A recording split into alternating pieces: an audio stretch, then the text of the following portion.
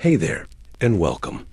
Tonight we're stepping back to Elizabethan England, into a world that looks far less glamorous than the shining legend of Shakespeare and the great age of theater. Because while we often imagine Elizabethan actors as larger-than-life performers reciting poetry under the admiration of nobles, their real lives were filled with hardship, danger, and constant uncertainty. These were men, and sometimes boys, who slept in the very theaters they performed in. Picture a dark wooden playhouse, drafty and damp, with the smell of sweat, candle smoke, and spilled ale lingering in the air. After hours of roaring performance, the actors would roll up their cloaks, find a corner of the stage, and lie down to rest with little more than rats for company. When the theaters closed, life could get even harsher. Many actors became wandering performers, trudging from village to village, braving storms and sickness in search of a patron generous enough to feed and house them. And when the crowds turned hostile, performances could erupt into chaos, shouting, rioting, and actors fleeing mobs who thought of them as sinners or cheats. In Elizabethan England, actors walked a thin line between fame and ruin. They could be celebrated one night and hunted the next, adored by audiences yet despised by moralists and lawmakers. This is their story, the real, raw struggle of life on and off the Elizabethan stage. A mist-laden sunrise filters through towering mahogany and kapok trees, turning every droplet of dew into a tiny prism of emerald light. Beneath this vast canopy lies a world that the outside barely knows, a tapestry of vines and hidden clearings, where human voices remain rare and untouched by global currents. Here, uncontacted tribes carve their lives in silence, moving through green corridors that shield them from the hum of airplanes, the rumble of trucks, and the glare of satellite-guided cameras. In these places, time flows differently measured not by calendars or clocks, but by the rhythms of seasons and the pulse of ancestral memory. To say a tribe is uncontacted is not merely to note a lack of postcards and phone calls. It is to recognize a deliberate boundary drawn between two realms, one of deep-rooted tradition, the other of rapid transformation. Uncontacted tribes choose, often over generations, to remain beyond the reach of modern society. They cultivate gardens of plantains and manioc far from roads. They craft bows and arrows beneath closed canopies, and they inscribe their histories in the stools of village chiefs rather than in books. Their languages echo only through hollow logs and overrunning streams. Their songs carry on wind rather than radio waves. This rarity is staggering. Across the globe today, researchers estimate that fewer than 100 such groups still live without sustained contact with outsiders. Most dwell in the heart of the Amazon basin, tucked into Brazil, Peru, Colombia, and Ecuador, relying on river routes few have explored. Others linger in the dense forests of Papua New Guinea, on remote Indonesian islands, and in the Andaman archipelago of the Indian Ocean. Each cluster of villages is a microcosm of human resilience micro-societies, etched into forests that span thousands of square miles, yet invisible to satellites when clouds always shifting block the view. To grasp their scarcity, imagine a world map where entire nations boast millions of citizens. Now picture tiny red specks fewer than the number of dotting armies scattered across that map, representing villages whose inhabitants have never once spoken to a traveler or looked upon a smartphone screen. That visualization underscores how fragile their isolation is. One illegally logged road, one mining concession, one illegal drop of machetes can change everything overnight. In the last half-century, an estimated 30 uncontacted groups have vanished entirely, their knowledge erased with no chance of recovery. These communities do not simply lack contact, they actively avoid it. Hunters slip through the forest at dawn before the first call of a howler monkey can be distinguished from an approaching engine. They leave bow traps along riverbanks to ward off curious outsiders, interpreting the human footprint on their land as a harbinger of disease and violence. In some places, Uncontacted people light signal fires that rise to the treetops, not to guide explorers, but to warn them away. Their very shadows among the leaves become cautions, reminders that this world is not free for the taking. Yet the outside world often misunderstands them. Government officials sometimes label them as lost or vanished, as though they sprouted in the past by accident and will sink back into obscurity without notice. Journalists, hungry for dramatic headlines, speak of the last survivors as though these people lack agency, as though they are relics of a bygone age rather than stewards of living traditions. In reality, uncontacted tribes represent a conscious stance, one of self-determination that giants of industry and politics have seldom respected. Their territories overlap with some of the planet's most biodiverse regions, places where jaguars trace silent arcs across hidden trails, where giant river otters slide through mirrored waters, and where orchids bloom in secret clusters. By guarding their isolation, these peoples also act as de facto guardians of ecosystems. Areas legally demarcated for their protection often coincide with intact forest expanses, free from slash-and-burn agriculture and large-scale deforestation. When conservationists speak of protected areas, they should remember that in many cases, indigenous presence is the most effective shield.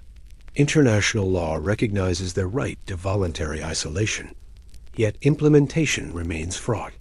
Brazil's 1987 debut indigenous land policy sought to secure territorial reserves for uncontacted peoples, creating vast no-go zones patrolled by indigenous organizations. But these reserves face threats from illegal logging, illegal mining, and land grabbers bent on clearing the forest for cattle. In some regions, golden fever literally, gold prospectors lured by rivers rich in alluvial deposits, obliterates any buffer between uncontacted groups and the outside. Where enforcement falters, the few silent communities left stand on ground as unstable as thin ice. What does contact even mean to those who live beyond its reach? Anthropologists define sustained contact as regular interaction, trade, and cohabitation that reshapes social systems. A fleeting glimpse of an airplane overhead does not count. A makeshift trail marked by footprints, if not traversed more than once, does not break the boundary. Occasionally, isolated encounters occur, a shot fired in warning, fruit left dripping in traps to test whether outsiders will respect the forest's unspoken rules. But until consistent communication is established, and until the villagers themselves decide to welcome or at least tolerate the intrusion, they remain uncontacted. The emotional landscape of this boundary is complex. For some tribes, the outside world is imagined as a realm of ghostly hordes, a place where invisible sicknesses ride on wheels and machines speak without voices. Stories passed down through generations liken intruders to phantom predators, men who carry sickness in their hair, who speak with forked tongues, who wear masks of white flesh. In their dreams, strangers appear as hybrids, half man, half spirit, bringing both danger and the promise of forbidden knowledge. These narratives underscore that isolation is not ignorance, but a choice rooted in a deep epistemology of risk, respect, and reciprocity. In a broader sense, uncontacted tribes stand as a mirror. They show the rest of the world what finely tuned ecological and cultural balance looks like. Our own societies, woven from skyscrapers and data streams, have all but forgotten what it means to read the weather by cloud color, to discern edible roots by subtle changes in leaf sheen, and to navigate silt-choked rivers by the songs of fish eagles. These skills are not quaint. They are sophisticated adaptations honed over centuries. Yet increasingly, they face extinction alongside the trees that sheltered their birth. How rare this phenomenon has become is telling. Just 2 centuries ago, nearly every forested region on Earth sheltered uncontacted bands, hundreds in North America, dozens across Africa, countless in Asia. Colonial expansion and industrialization decimated most. Wars, forced relocations, disease pandemics carried by traders and soldiers. Today's survivors are echoes of that vast tapestry, remnants of a time when dozens of human paths wove into the earth's green skin. Those paths now narrow to just a handful, each more precious, each more endangered. Understanding their rarity deepens our responsibility.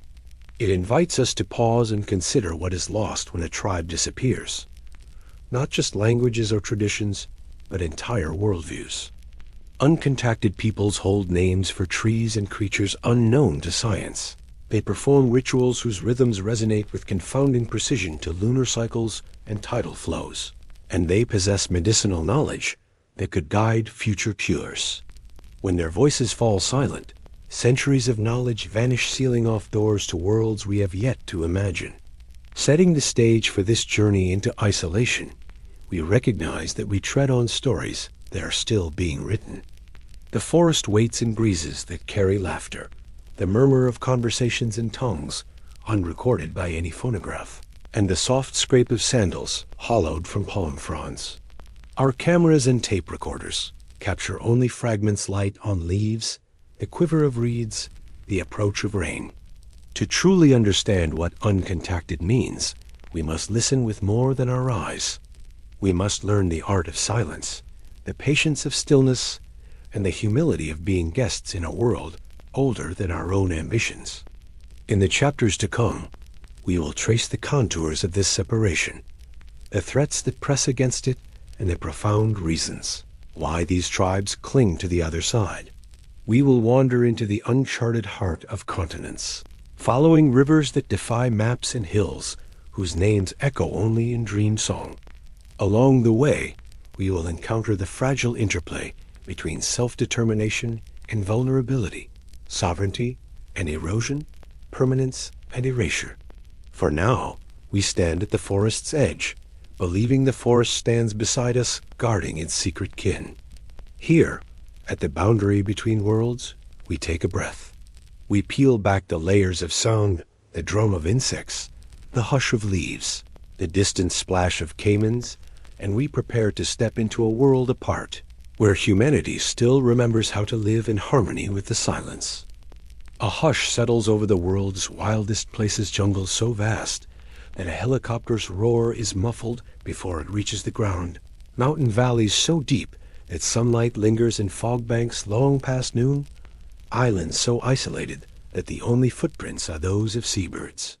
These are the last remote frontiers, the hidden theaters where uncontacted tribes still survive, living beyond GPS coordinates and government maps.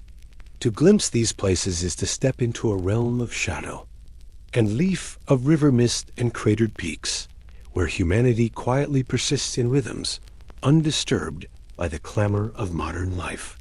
The Amazon basin is perhaps the most famous of these frontiers, a green ocean stretching over 8 million square kilometers, cradling some of the planet's richest biodiversity. Within its tangled heart lie pockets of solitude, winding tributaries lined with tall-hulled canoes, carved from single tree trunks, clearings ringed by thatched huts invisible from the sky, and sentinel watchposts of sharpened stakes set deep in undergrowth to ward off intruders.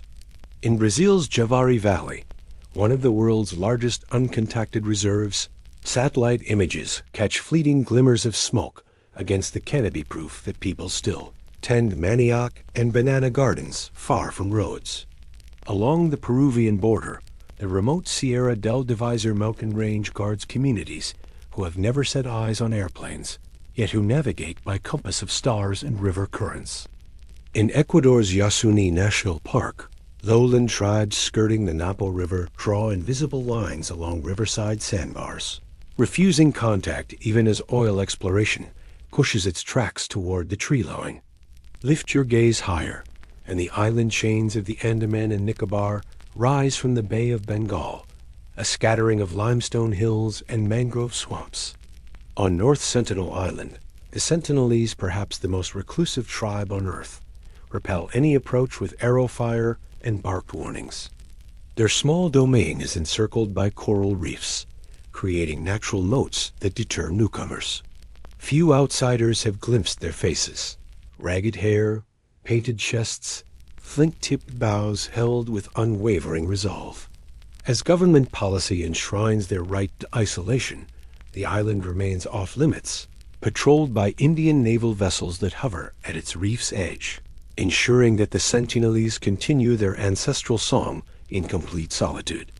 Turn westward, and the dense highland forests of Papua New Guinea await ancient woodlands where ground ferns claw at fog-draped cliff faces. In valleys carved by volcanic activity, communities speak dozens of distinct languages, many undocumented by linguists. Uncontacted Papuan groups slip between colossal crown-of-thorns ferns, their slingshots trapping wallabies at dawn. They carve fishing spears from rainforest timbers, setting fish traps in the cool mountain streams where they are the only human inhabitants. Even when government patrols pass nearby, these communities melt into the forest's green vault, leaving no sign behind but the faint echo of conch shell horns at dusk. South of New Guinea, hidden in the archipelago's labyrinth of coral shoals and atolls, smaller island groups stand even more unseen. Some tribes live on narrow islets, no larger than a football field, accessible only by outrigger canoe and local tide charts. In the rain-shadowed peaks of Vanuatu, a handful of clans maintain sanctuaries above the coconut belt terraced gardens of tubers watched over by village elders. They avoid contact by dismantling any paths that might lead visitors inland, scattering uprooted vines across the shore. When yachts anchor offshore, travelers report seeing smoke rising then stilled, and footprints on the beach that vanish into the surf. Back on continental landmasses, other remote frontiers exist where steep topography and political borders intersect. In the remote eastern Andes of Colombia and Ecuador, regions long embattled by conflict local tribes withdraw deeper into cloud forests. Mist-shrouded slopes of bromeliad and moss form barrier walls more effective than any soldier's patrol. These communities have sometimes encountered guerrilla forces or illegal miners, learning to read the rifle report as a signal to scatter and regroup on untouched ridges. Their silence becomes both shield and strategy, preserving autonomy amid constant upheaval. Across Africa's seemingly boundless savannas and forests, fewer true uncontacted tribes remain. Decades of colonial expansion and civil war have pushed most groups into at least intermittent contact. Yet in the remote stands of the Central African Republic and Cameroon, small bands of pygmy hunter-gatherers maintain lifeways almost unseen by outsiders. They slip through underbrush at night to forage for wild yams and forest elephant fruit, leaving trails so narrow that only handfuls of researchers can follow before the footpaths disappear. Though satellite technology monitors deforestation, these communities evade detection by moving between microhabitats' savanna edge, gallery forest, swamp mosaics, always a step ahead of encroachment. The Australian outback once harbored uncontacted Aboriginal clans, but today only a small number in Arnhem Land and on the Cape York Peninsula remain largely detached. Here, sandstone escarpments and cyclone-lashed coasts carve living zones so challenging that few modern travelers venture there. Ancestral stories whisper of men and women who have never seen tea nor tasted sugar, whose rituals invoke the rainbow serpent on cliff ledges inaccessible to outsiders. Government policies now restrict access to certain Aboriginal lands, recognizing that isolation has preserved not only cultural practice, but also extraordinary ecological stewardship. Fire stick farming, seasonal fish trap systems, and rock art sites that map animal migrations. These last remote frontiers share common threads: formidable geography, legal protections, however imperfect, and the unwavering choice of communities to remain unseen. Rivulets of influence from illegal logging, agrarian expansion, and resource extraction lap relentlessly at these boundaries. In Brazil's Purus River region, new logging roads open slices into previously inviolate forest, and uncontacted groups slip further back into floodplain islands, sometimes crossing over into neighboring reserves. In Papua provinces of Indonesia, illegal gold mining pushes deeper into the highlands, forcing tribes to abandon familiar hunting grounds and adapt to new conflicts sometimes, trading quietly with neighboring contacted groups for food to survive encroachment. Yet for all the threats, these frontiers endure, testaments to the resilience of human societies that have lived in equilibrium with their environments for generations. Conservationists often look to uncontacted tribes as partners in preserving biodiversity. Where they roam, large mammals thrive, forest structure remains complex, and carbon stocks hold steady. National parks and indigenous territories overlap, creating de facto biological corridors whose guardians are people invisible to the maps. To visit these frontiers, even by satellite, is to recognize the narrow margin on which these communities stand. One forest fire ignited by land clearers, one wave of infectious disease carried by downstream contacts. One policy shift eroding legal protections all could erase worldviews that have persisted since time immemorial. And yet each dawn, somewhere beneath leaves heavy with dew, people still awaken to a day of fishing, hunting, singing, and ceremony in places the outside world cannot name.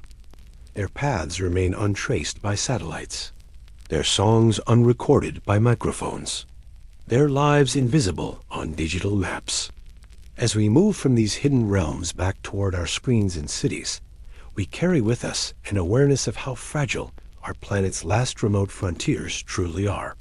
We glimpse a world apart, where geography and choice converge to preserve lifeways unbroken by the march of globalization. These places remind us that isolation is not emptiness, but a living strategy, one that has allowed human cultures to flourish in dynamic harmony with the earth. In their shadows dwells a quiet wonder, a testament to the endurance of humanity at the edges of the known world. A low mist coils around the stilted huts as dawn's first light threads through vine-strewn corridors, gilding the woven palm fronds with a soft, amber glow. From the hush emerges a melody, children's laughter, carried on the breeze, the rhythmic scrape of digging sticks against forest soil, and the whispered incantations of elders who greet the new day with prayers to ancestral spirits.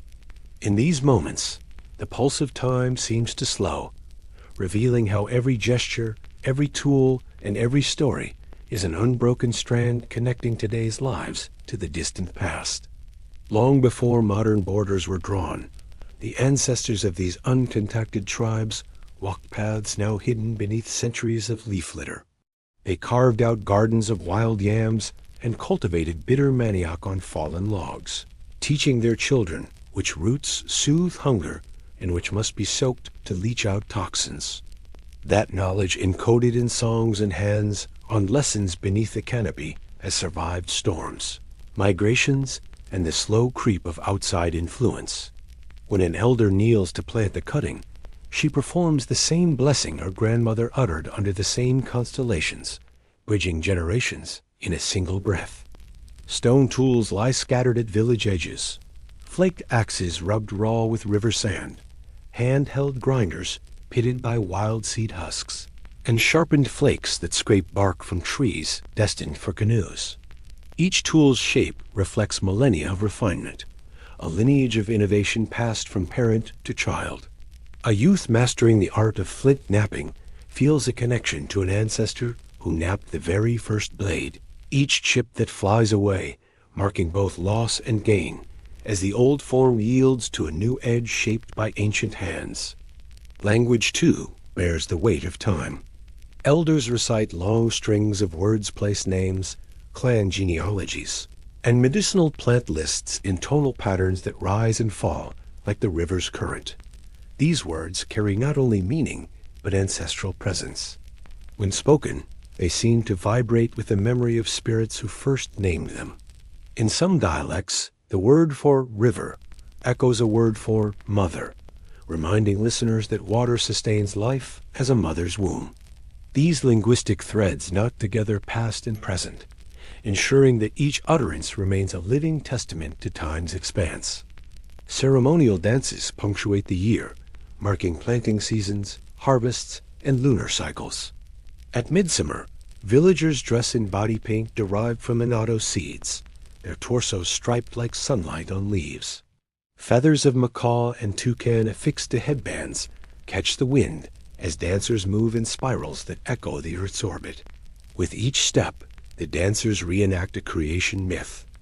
The world's birth from a mother star's tear, the first plants sprouting from her footprints, and the ancestors emerging to steward the land. In every gesture lies a chapter of history, performed anew so that it never fades. Rituals of mourning carry echoes even deeper. When a member passes, the community gathers in a longhouse built with the planks of fallen cedar. Elders paint symbolic motif spirals for life's cyclical nature, branching lines for the journey of the soul. Drums carved from hollowed logs beat a lament that mirrors the sound of heartbeats beneath bark. The funeral feast serves more than nourishment. It reaffirms bonds that transcend mortality, reminding the living that they stand on the shoulders of those who came before. Oral histories flow like rivers, carrying tales of migrations prompted by climate shifts or conflicts with neighboring clans. One legend tells of a great flood that swallowed 3 villages, leaving only a pair of siblings who sang a canoe into form from driftwood. From that canoe sprang the people's current homeland, its sacred groves, its braided streams, and its hidden caves. When children repeat these stories, they learn not only geography, but resilience, that their identity has been forged through disaster and rebirth, again and again, over countless seasons. Every year, the shaman dips into vision quest rites that mirror those of ancestors from millennia past. Fasting for days under moonlight, he inhales sacred vine smoke until his mind loosens its grip on the ordinary world. In trance, he visits spirit realms where plant guardians teach new cures and reaffirm old pacts.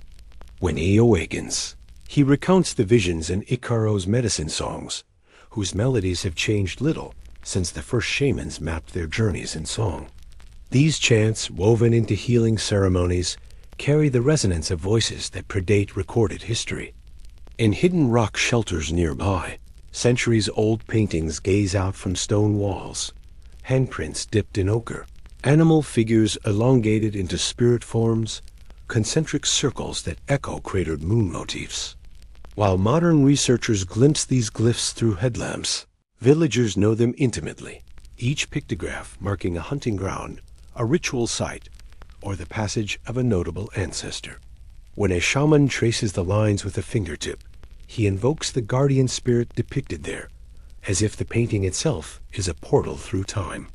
The knowledge of fire management, once commonplace among the earliest human societies, remains alive here. At dawn, small crews set controlled burns in underbrush, coaxing new green shoots of tubers and grasses that feed game animals. They know not to burn sacred groves, where certain trees host ceremonial mushrooms or hold the nests of sensitive bird species.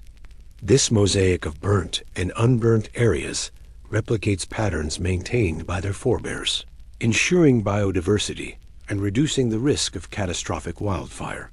In every flicker of flame lies a lesson carried from a time when fire was both tool and teacher.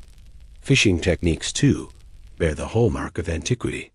Villagers carve basket traps from woven vines, placing them in mountain streams where fish flee shifting currents. When the tide ebbs, they wade into tidal pools and use palm frond fans to coax crabs and fish into waiting hands.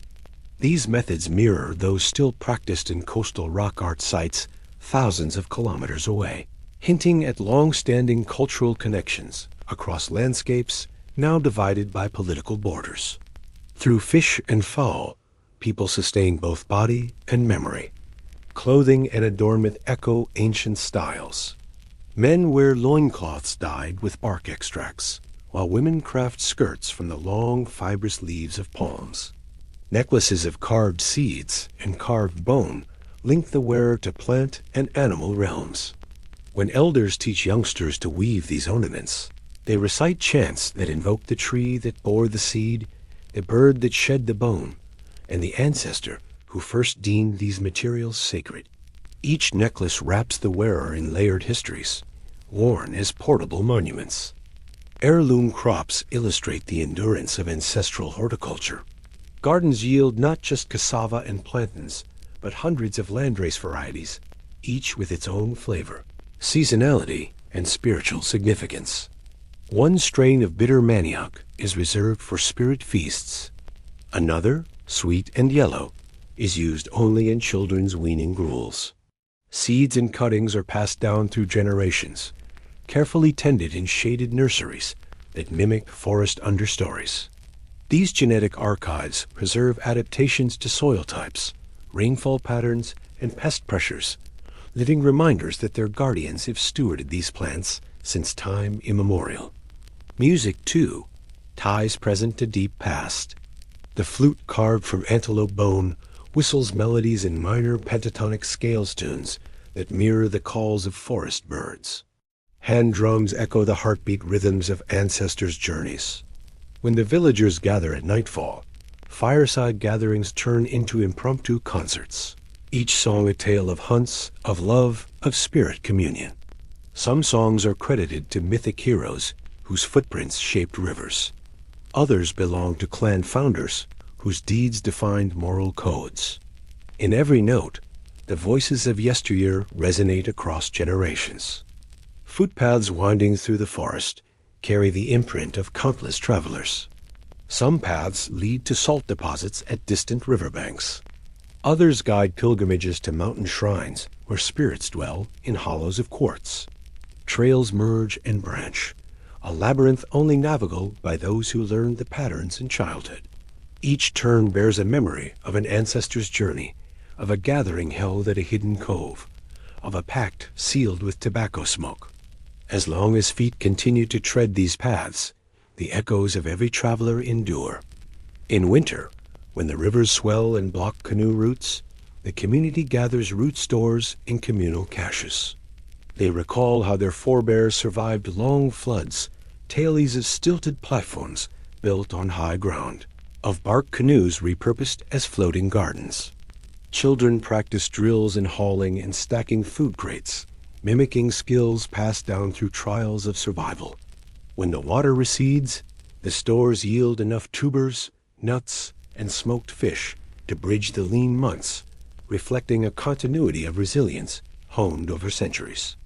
The interplay of ceremony and subsistence illustrates an integrated worldview that predates segmented notions of work and worship. When hunters return with game, they hold a small feast beneath the trees, offering the first pieces of meat to a carved wooden statue representing the forest spirit. Only then may the remainder be divided. This ritual, observed by men who learned the dance from their fathers, emphasizes that sustenance flows from spiritual consent as much as from physical forage. In every offering lies a covenant inherited from the dawn of their lineage. Star lore maps beyond its use for navigation. Constellations carry the names of clan ancestors, their positions marking planting dates or turtle nesting seasons. The Milky Way is seen as a great river in the sky home to fish spirits that guide nighttime fishermen. Campfires blaze around telescopic chants, where elders point out planets and meteors, recounting how a fallen star once sparked a vine's first bloom. These celestial narratives mirror rock art star maps discovered in caves far beyond current tribal lands, hinting at cultural links spanning vast epochs. Funerary trees mark social continuity. In secluded groves, a tree is hollowed just enough to cradle a deceased elder's ashes. The tree's sap seals the cavity, and vines are laced around its trunk in a silent vigil. Over years, the tree splits and sends off shoots that sprout new growth, literal embodiments of rebirth. Children learn to recognize the trees as both monuments and midwives of renewal, acknowledging that life and death are intertwined cycles as constant as forest diurnal rhythms. Midwinter ceremonies kindle fires at dawn, the smoke ascending through fog as if weaving a conduit between worlds. Hunters immerse themselves in cold streams to purify body and spirit. Women gather for counsel beneath banyan trees, recounting the year's births and losses, forging plans for next year's festivals.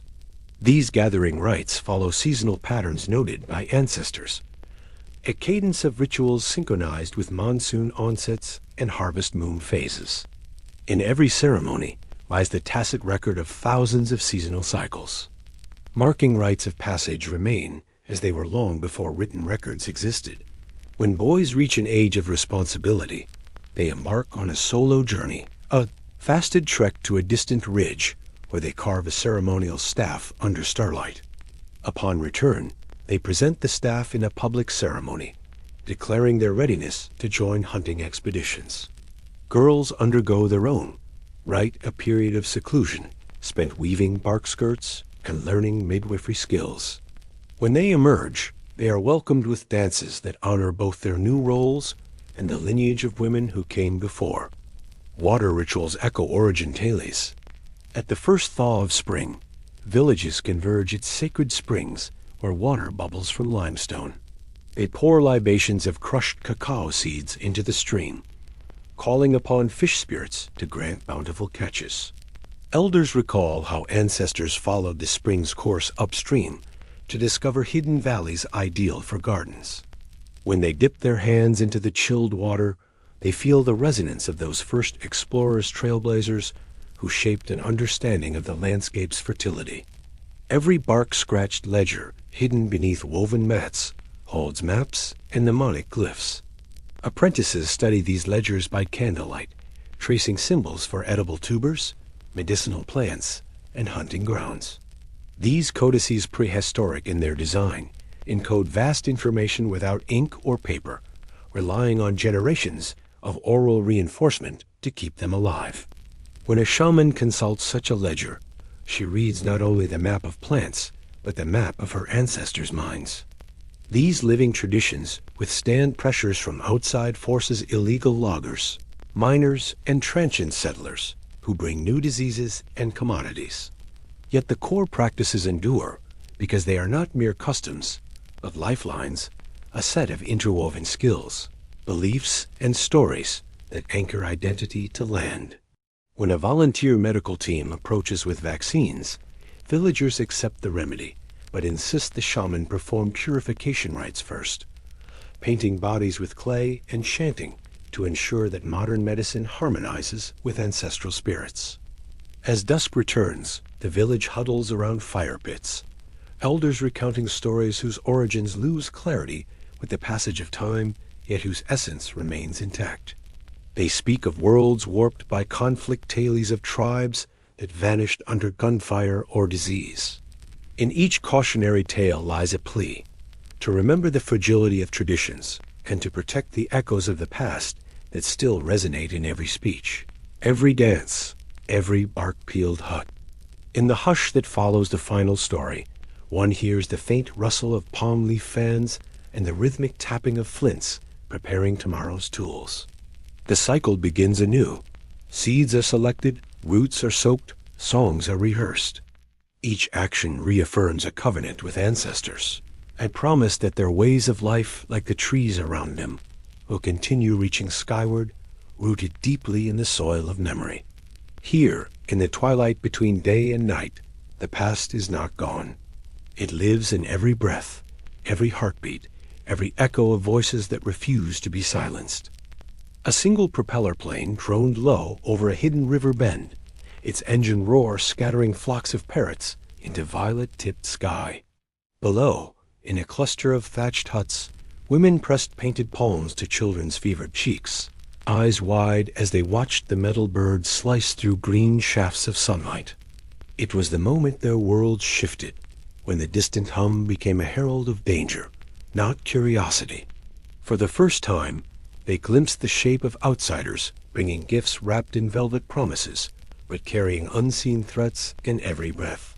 Long before that flight, first encounters between uncontacted tribes and explorers were written in blood and illness. In the late 19th century, robber barons pushing into the Amazon unleashed a wave of violence that rippled through forest enclaves. Men with guns and machetes trekked beyond rivers marked on maps, demanding taxes in the form of native labor. Tribes resisted, felled invaders with poisoned arrows, and watched in horror as reprisals followed. Entire villages set ablaze, survivors driven into deeper shadows with broken backs and empty pots. Disease followed guns in silent caravan. Smallpox, measles, and influenza alien viruses, against which isolated peoples had no immunity, journeyed, invisibly behind boots muddied by jungle soil. In one account, a single priest touring missionary outposts carried a blanket from a sickened village to a neighboring tribe's longhouse. Within days, coughs turned to fevers, fevers to delirium, delirium to death. Mothers laid lifeless infants in canoe graves. Grandfathers succumbed beneath blankets of palm fronds. Forest songs turned to dirges as the living wondered if any stranger might bring relief or only more sorrow. On the Orinoco floodplains, rubber collectors known as koshros set cruel examples. They marched uncontacted bands at gunpoint, forcing them into plantations where vines dripped white latex. When laborers stumbled or turned ill, they were thrown to the piranha-filled rivers. Survivors, marked by scars and dread, fled into the bush, teaching their children to dread any human-bearing gifts of sugar and cloth. Tales spread of men who blew tobacco smoke into noses, then whispered words that stole strength and left warriors wandering in madness. Missionaries fared no better. In the early 20th century, evangelists sailed up remote tributaries with Bibles and steel tools. Their chants filled clearing nights, unsettling spirits long at home in starlit groves. Elders recalling these visits speak of wooden crosses hoisted above village plazas, symbols of outside gods and children, baptized in rivers where fish once greeted the sunrise. But alongside hymns came rashes, fevers, and unexplained deaths. Villagers watched uniformed men bury bodies under hastily dug mounds, leaving no rites to guide departed souls.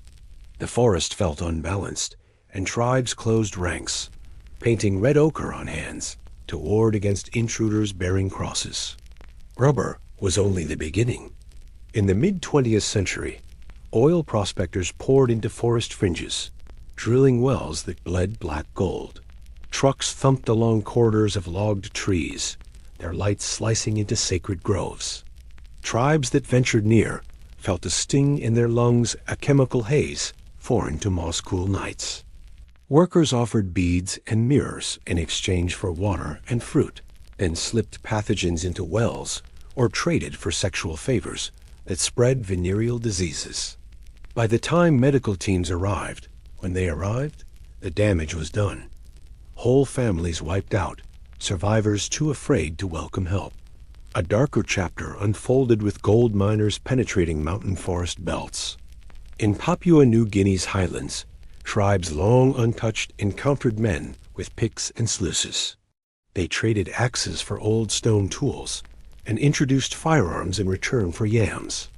When gold dust sank into streams, fish died, crushing a vital food source. Miners swept into villages, building semi-permanent camps, and illicit networks flourished. Alcohol arrived in glass bottles, sparking violence and domestic collapse. In one valley, a tribe lawyered away ancestral lands and fleeting deals, unaware that ownership meant forced labor and abandoned fields once the miners moved on. Even aerial surveys have gone awry. In the Andaman Islands, government planes flew leaflets over Sentinelese land, urging peaceful contact.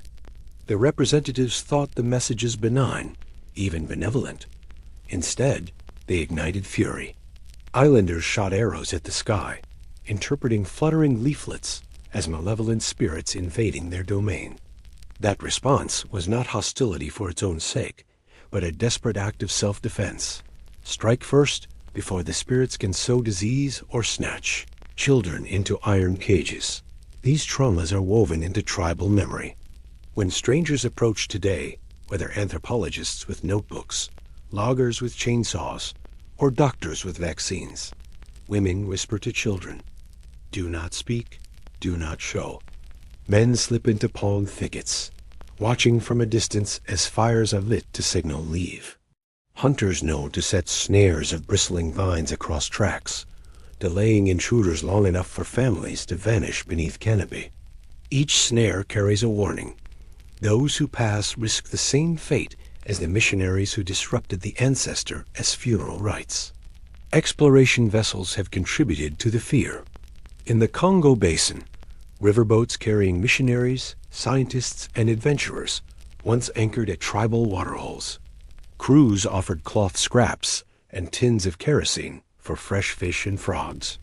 Villagers, intrigued, swam too close, only to be struck with lingering fevers.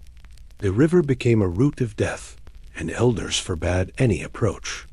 Canoes now take longer, circuitous routes to avoid points where white-skinned men once disembarked. When government patrols tried to establish friendly relations, they misread the silence as resentment rather than fear. They left gifts of rice and salt, then built semi-permanent posts to protect tribes from illegal activities. But these protections often became fishing nets, ensnaring men for forced recruitment as porters. Campsites that once thrummed with night chants fell silent as tribespeople fled deeper into uncharted valleys, believing that help was only a prelude to bondage. In modern times, the specter of COVID-19 has intensified wariness. When news of a global pandemic filtered into frontier towns, health workers hastily organized boat clinics to deliver tests and vaccines. Tribes, recalling past epidemics, watched the boats slip silently away once deliveries were made. They saw no follow-up care for those who fell ill, no rites to lay the dead to rest. Instead, they saw bodies left unburied, canoes drifting empty downriver. The lesson was clear. Modern medicine arriving unannounced might heal a few, but it could just as easily unleash a plague. Violence has sometimes been overt. In Brazil's Javari Valley, rubber barons raided uncontacted communities in the 1970s, shooting dwellings ablaze and chasing survivors into swamps. In retaliation, tribes ambushed barge convoys, leaving men impaled on stakes where they sank into muck. The ensuing cycle of retribution left both sides marked by wounds physical and psychological. Even today, tribal hunters hover in treetops near logging roads, rifles at the ready for the first sign of a mechanized intruder. Exploitation took subtler forms, too. In Papua provinces, NGOs once hired tribal guides to show them sacred springs and fruit groves. They recorded videos, snapped photographs, and promised trade goods in return. But they vanished when logging concessions were granted, leaving only blurred images of chieftains and headdresses on organization websites. Leaflets touted cultural exchange programs, but delivered no benefits to villagers. That exploitation taught elders to treat outsiders as untrustworthy chroniclers who could commodify their lives without reciprocating. The cumulative weight of these encounters has carved deep grooves of fear. Uncontacted tribes today interpret any sign of civilization smoke atop a distant ridge, a glint of metal from ripe fruit, the muffled hum of generators, as a marker of impending harm. Their stories of first contact are not romantic legends, but cautionary epics, recited by firelight to warn children of the day when the world beyond their rivers arrived and brought death in its wake.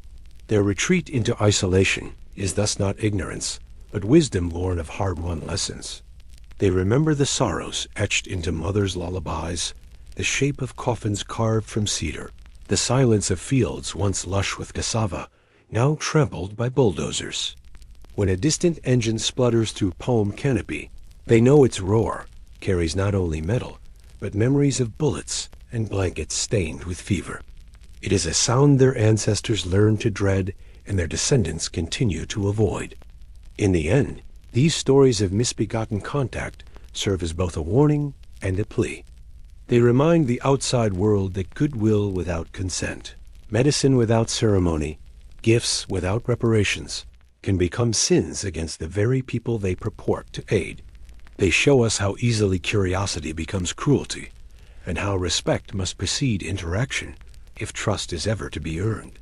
Until that lesson is understood, the boundaries drawn by uncontacted tribes will remain firm echoes of the past that still shape the patterns of fear and flight beneath the silent eaves of the last hidden villages.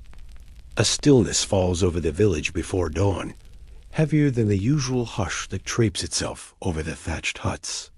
Normally, the air hums with crickets and the distant call of river birds, but today the forest seems to hold its breath. Children lie restless in hammocks, skin flushed with fever even before the sun's first light. Mothers whisper of a sickness carried on the wind silent, unseen, yet more deadly than any hunter's arrow or warrior's spear. This is the invisible threat, illnesses like measles, influenza, and smallpox, introduced by outsiders, against which uncontacted tribes have no defenses. In one remote basin of the Amazon, the first signs appeared as nothing more than a rash tiny red dots blossoming on a girl's forearm after a passing canoe left ripples on the riverbank. At first, the shaman treated it as spirit mischief, burning leaves of guava in a small fire to fumigate the child's sleeping hut. But when the rash spread and fever took hold with blazing intensity, hard and sudden, they understood this was no ordinary spirit. By nightfall, every hut pulsed with cries, little ones coughing, heads bowed in lethargy, tiny hands pressed to mouths that trembled with each breath. The forest offered no respite.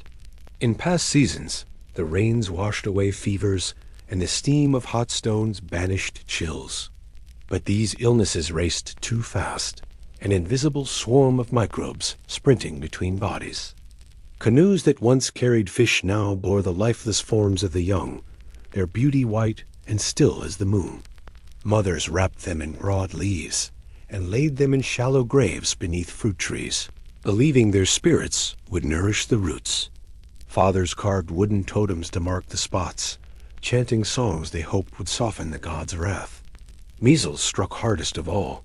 Its cough was like a storm rattling dry branches, shaking lungs until breath faltered. The rash, once merely speckles, coalesced into thick patches across chests and faces, as if the skin itself seethed in anger. Shamans applied poultices of crushed bark and clay to cool the burn, but there was no soothing the fever.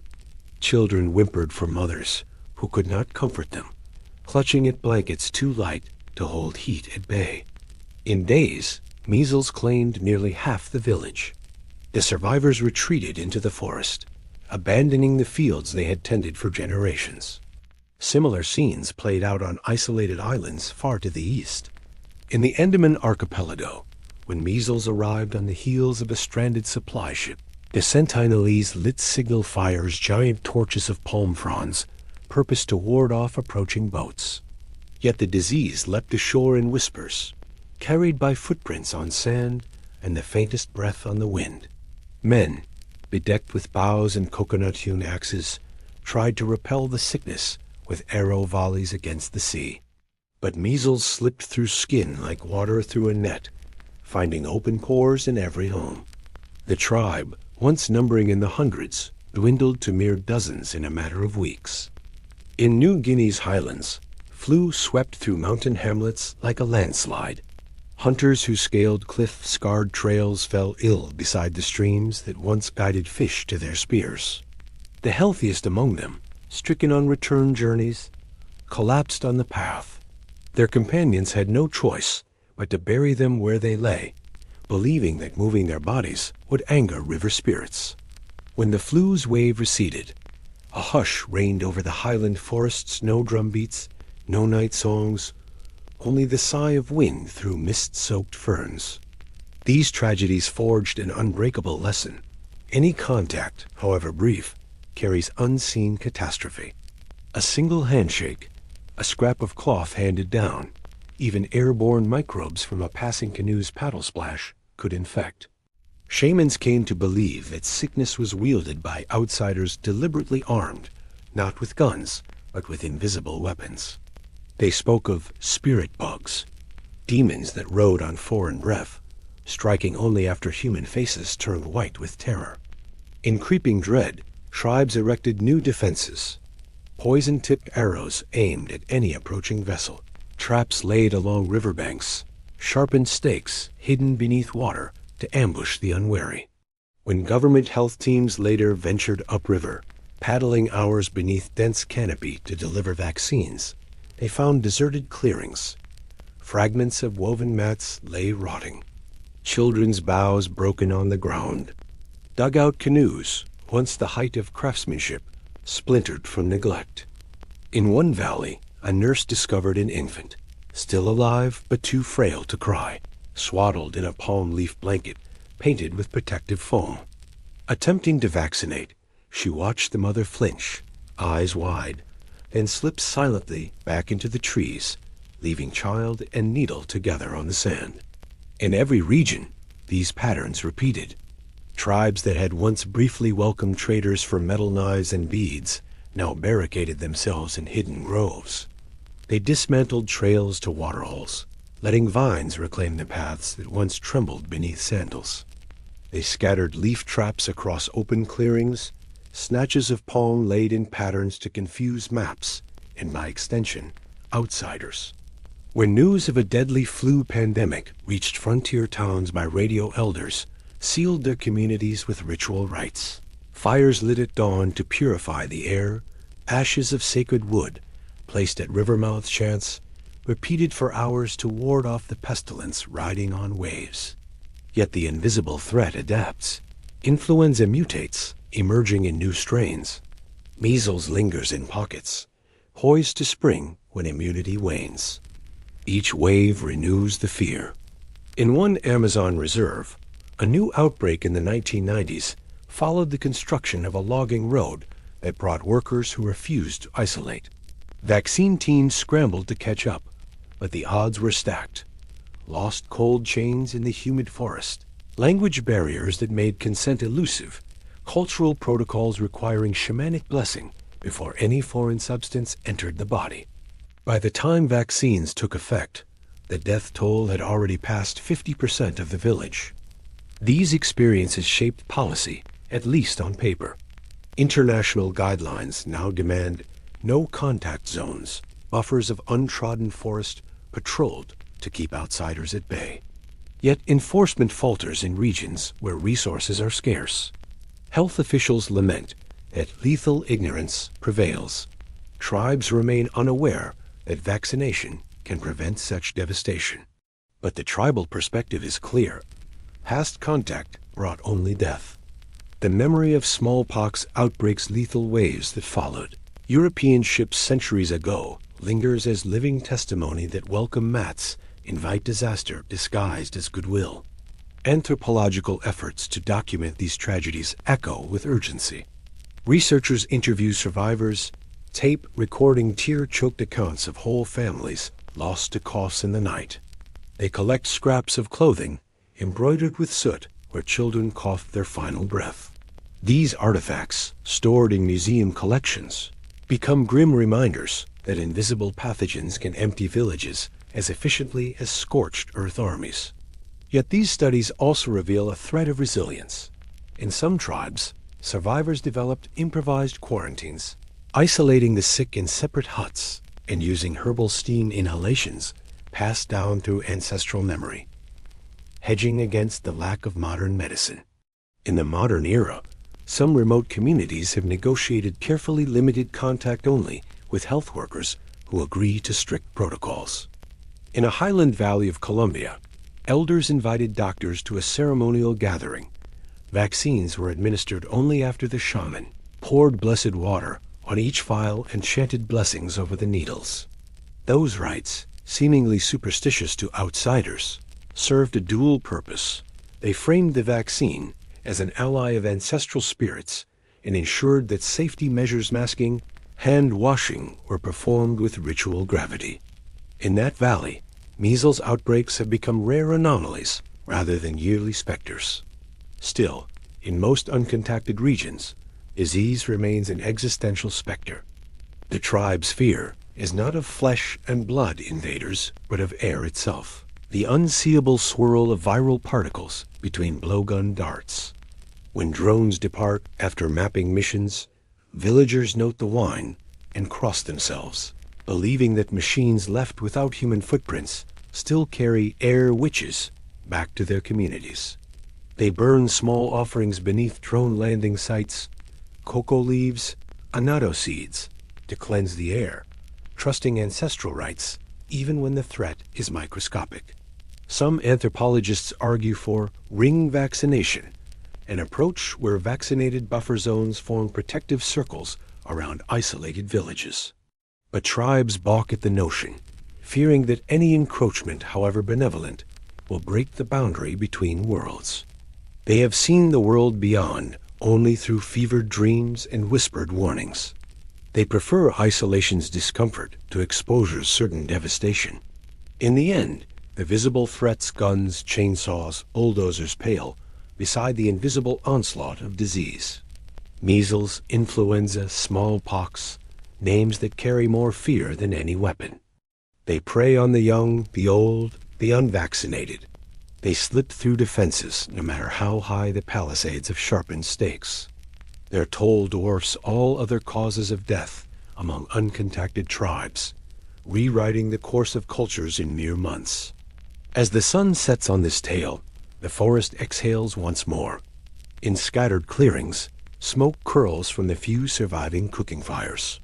The hush returns, but it is heavier still laden with ghosts of those lost to unseen invaders.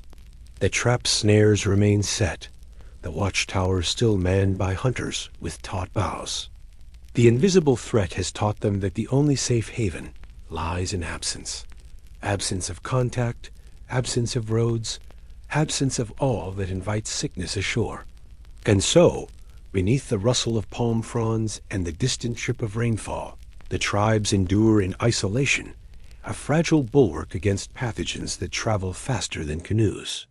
Their survival hinges not on immunity won in clinical trials, but on the collective will to remain unseen, to let the invisible foes pass around the edges of their world. In that choice lies both tragedy and wisdom, a testament to how the smallest forms of life viruses too tiny to see can shape human history more deeply than any empire ever could. Dawn breaks in a chorus of unseen bird calls, but the forest floor carries an undercurrent of tension-snapped twigs, shifting shadows, the low hum of distant engines. In once silent groves, the crack of chainsaws now rips through canopy hush, sending birds scattering like startled phantoms. This is the sound of loggers encroaching, carving corridors into the green fortress where uncontacted tribes cling to survival. For these communities, every blade of grass and braided vine is both home and shield, and each intruder transforms sanctuary into battleground. Along the Purus River in Brazil, rafts laden with timber drift past hidden inlets once used only by canoe. Hunters crouch in reeds, watching saw-tipped barges carve palisades of mahogany and ipe. They see tree trunks felled by men who leave nothing but stumps and rutted mud trails. When one logger ventures too close to their fishing grounds, the forest reacts. Sharpened stakes appear overnight in narrow channels. Traps woven of vines rise along muddy banks. Canoes find their paddles caught, plunging would-be invaders into cold water where jaguar paths cross. These ambushes are not acts of war, but warnings. Intrude again, and the forest will not hold back. Miners bring their own brand of violence. In Peru's Madre de Dios region, gold seekers sluice riverbeds with mercury-laden water, poisoning the fish that fill the tribe's nets. Men in rubber boots hack makeshift roads into floodplain islands, carrying rifles to negotiate cheap labor. At night, their campfires glow under the canopy like toxic lanterns, and the air tastes of diesel and anxiety. Tribespeople report seeing bearded men emerge from camps with bloodied hands, trailing cries of injured companions. In response, hunters lay snares on trails leading to water sources, and warriors patrol river bends and dugouts, armed with bows sharpened by obsidian flakes. Every confrontation drives them deeper into the maze of swamp and vine, further from any hope of outside help. Poachers follow next, hunting forest elephants for ivory or tapirs for meat. Their wire snares glint unseen among ferns, snapping shut around ankles as villagers forage for nuts. Blood pools in hidden hollows, and the forest's ground-dwelling spirits retreat in dread. Shamans speak of steel ghosts that steal life with no trace of arrow or spear. In some reserves, tribes discover dozens of abandoned snares mere footsteps from their villages, then whispered of unseen poisons laid in bait meant for animals but deadly to humans. Families stop venturing into once safe groves, and fields of plantain lie untended, pushing communities to clear even more forest for subsistence gardens. The politics of resource extraction compound these threats. Logging concessions overlap with tribal territories, granted by distant authorities who never step beneath the canopy.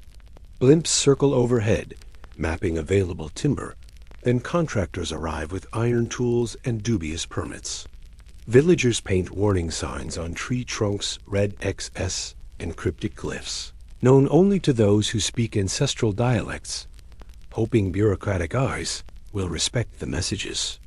Meanwhile, judges in faraway courts debate boundaries, but every month the chainsaws resume, and the forest withdraws one more layer of protection. When violence erupts, it is swift and brutal. In one highland valley of Papua New Guinea, a gold rush convoy triggered a skirmish. Tribal warriors fired arrows at truck headlights, winding up mountain tracks, and drivers responded with gunfire that shattered bamboo huts. Survivors fled into misty uplands, carrying only blankets and hunting boughs. They built new villages atop rocky ridges where miners dare not climb, trading ease of water access for the promise of safety. Mothers recount that they left behind pots of root stew to boil over empty drum-silent symbols that their homeland was lost. Sometimes intruders exploit official goodwill. Conservation NGOs enter with promises of schools and clinics, then slip logging surveys into their itineraries. They map tree densities under the guise of biodiversity studies and partner with timber companies to stake claims. When shamans discovered GPS devices and satellite phones among researchers, trust evaporated. Villagers burned reference notebooks and shattered equipment in ritual fires. Vows uttered that no outsider would ever again map their hidden springs or secret hunting grounds. The forest responds in subtle ways. Paths once smooth underfoot become choked with new undergrowth as tribes collapse trails to disguise their presence. Gardens are replanted far from riverbanks, deeper into floodplain islands where only the swiftest currents can reach. Smoke signals vanish, replaced by silent fires inside concealed clearings. Even the midday drum calls that once summoned hunters now fall silent, lest their echoes give away positions to would-be invaders overhead. These defensive measures exact a toll. Villages split into ever smaller bands, each group seeking new refuges. Elder councils fracture under the strain of constant relocation decisions, once guided by ancestral wisdom, now driven by necessity. Knowledge of hunting grounds and medicinal plants becomes precarious. Elders warn that some species now grow only in territories ceded to loggers. Whole tribes risk losing track of sacred groves where vision quests once anchored their spiritual lives. In the Amazon, paramilitary networks exploit the access roads created by loggers to traffic guns and drugs. Tribespeople witness convoys of armed men with black rifles rolling past camps, spraying cocaine residue into the soil. Shamans report visions of river spirits bleeding red, warning that poison rains have begun. Mothers hide children in hollowed tree roots as these convoys pass, fearing abduction or forced conscription as porters. When local militias confront traffickers, clashes erupt, bullets rip through palm fronds, and tribes retreat even further, burying caches of seeds and tools deep underground. In some areas, legal protections offer a glimmer of hope. Indigenous patrols, funded by environmental NGOs, now monitor logging roads with satellites and drones. They coordinate with park rangers to chase away illegal loggers before camps can be built. In Peru's remote reserve corridors, Community scouts charter canoes at dawn and intercept prospecting parties at river confluences. These patrols rely on ancestral tracking skills, reading scrape marks on bark, footprints in clay, and the peculiar hush that follows a group of outsiders, then radio in coordinates for rapid response. Where these efforts succeed, forest edges retreat, and tribes can reclaim villages of bamboo and palm. Yet even well-intentioned interventions can backfire. Military escorts sent to protect tribes sometimes bring more violence than they repel. Construction of military airstrips invites logging trucks, and the very presence of uniforms can frighten communities accustomed to running from armed men. Families who once shared fish with tribal neighbors now shutter doors at the approach of any outsider, uniformed or not. The cumulative effect drives tribes deeper into isolation, into swamps where water rises in the rainy season, onto ridges where soil is thin, and into forest pockets so dense that sunlight never quite lights the ground. Food sources dwindle, and malnutrition takes hold alongside fear. Shamans adapt by relying more on root stores and traded air-dry fish from contacted villages, a practice fraught with risk, as any canoe crossing can bring disease or violence. Still, the hunters, those who defend their forest, hold their ground. They move like ghosts among the trees, silent yet vigilant, their bows and blowpipes ever ready. Each new incursion renews their resolve, to hide seed caches beneath buttress roots, to chant protective icaros over hidden springs, to paint red symbols on bark as maps no outsider can read. Their fight is not only for territory, but for the right to choose their own path, unshaped by the saw's bite or the miner's sluice. In the struggle between hunter and hunter, the tribespeople and the loggers, miners, poachers, the forest itself becomes both battleground and ally. It shelters the unseen, muffles footfalls, and reclaims scarred land with surprising speed. When loggers abandon their skidders, vines climb over metal treads. Where miners dig pits, rain floods them into lakes that attract caiman. Nature itself intervenes on behalf of the isolated, granting time for tribes to vanish into new refuges. And so the last hidden villages recede further, driven by conflict toward the heart of the green world. The hunter becomes the hunted, patrolling invisible borders with arrowheads tipped in warning rather than vengeance. Each encounter with an intruder is a reminder of why isolation endures. Because for uncontacted tribes, survival demands that they remain ghosts themselves, unseen, unheard, untouchable, hidden in the forest's slow, healing shadows.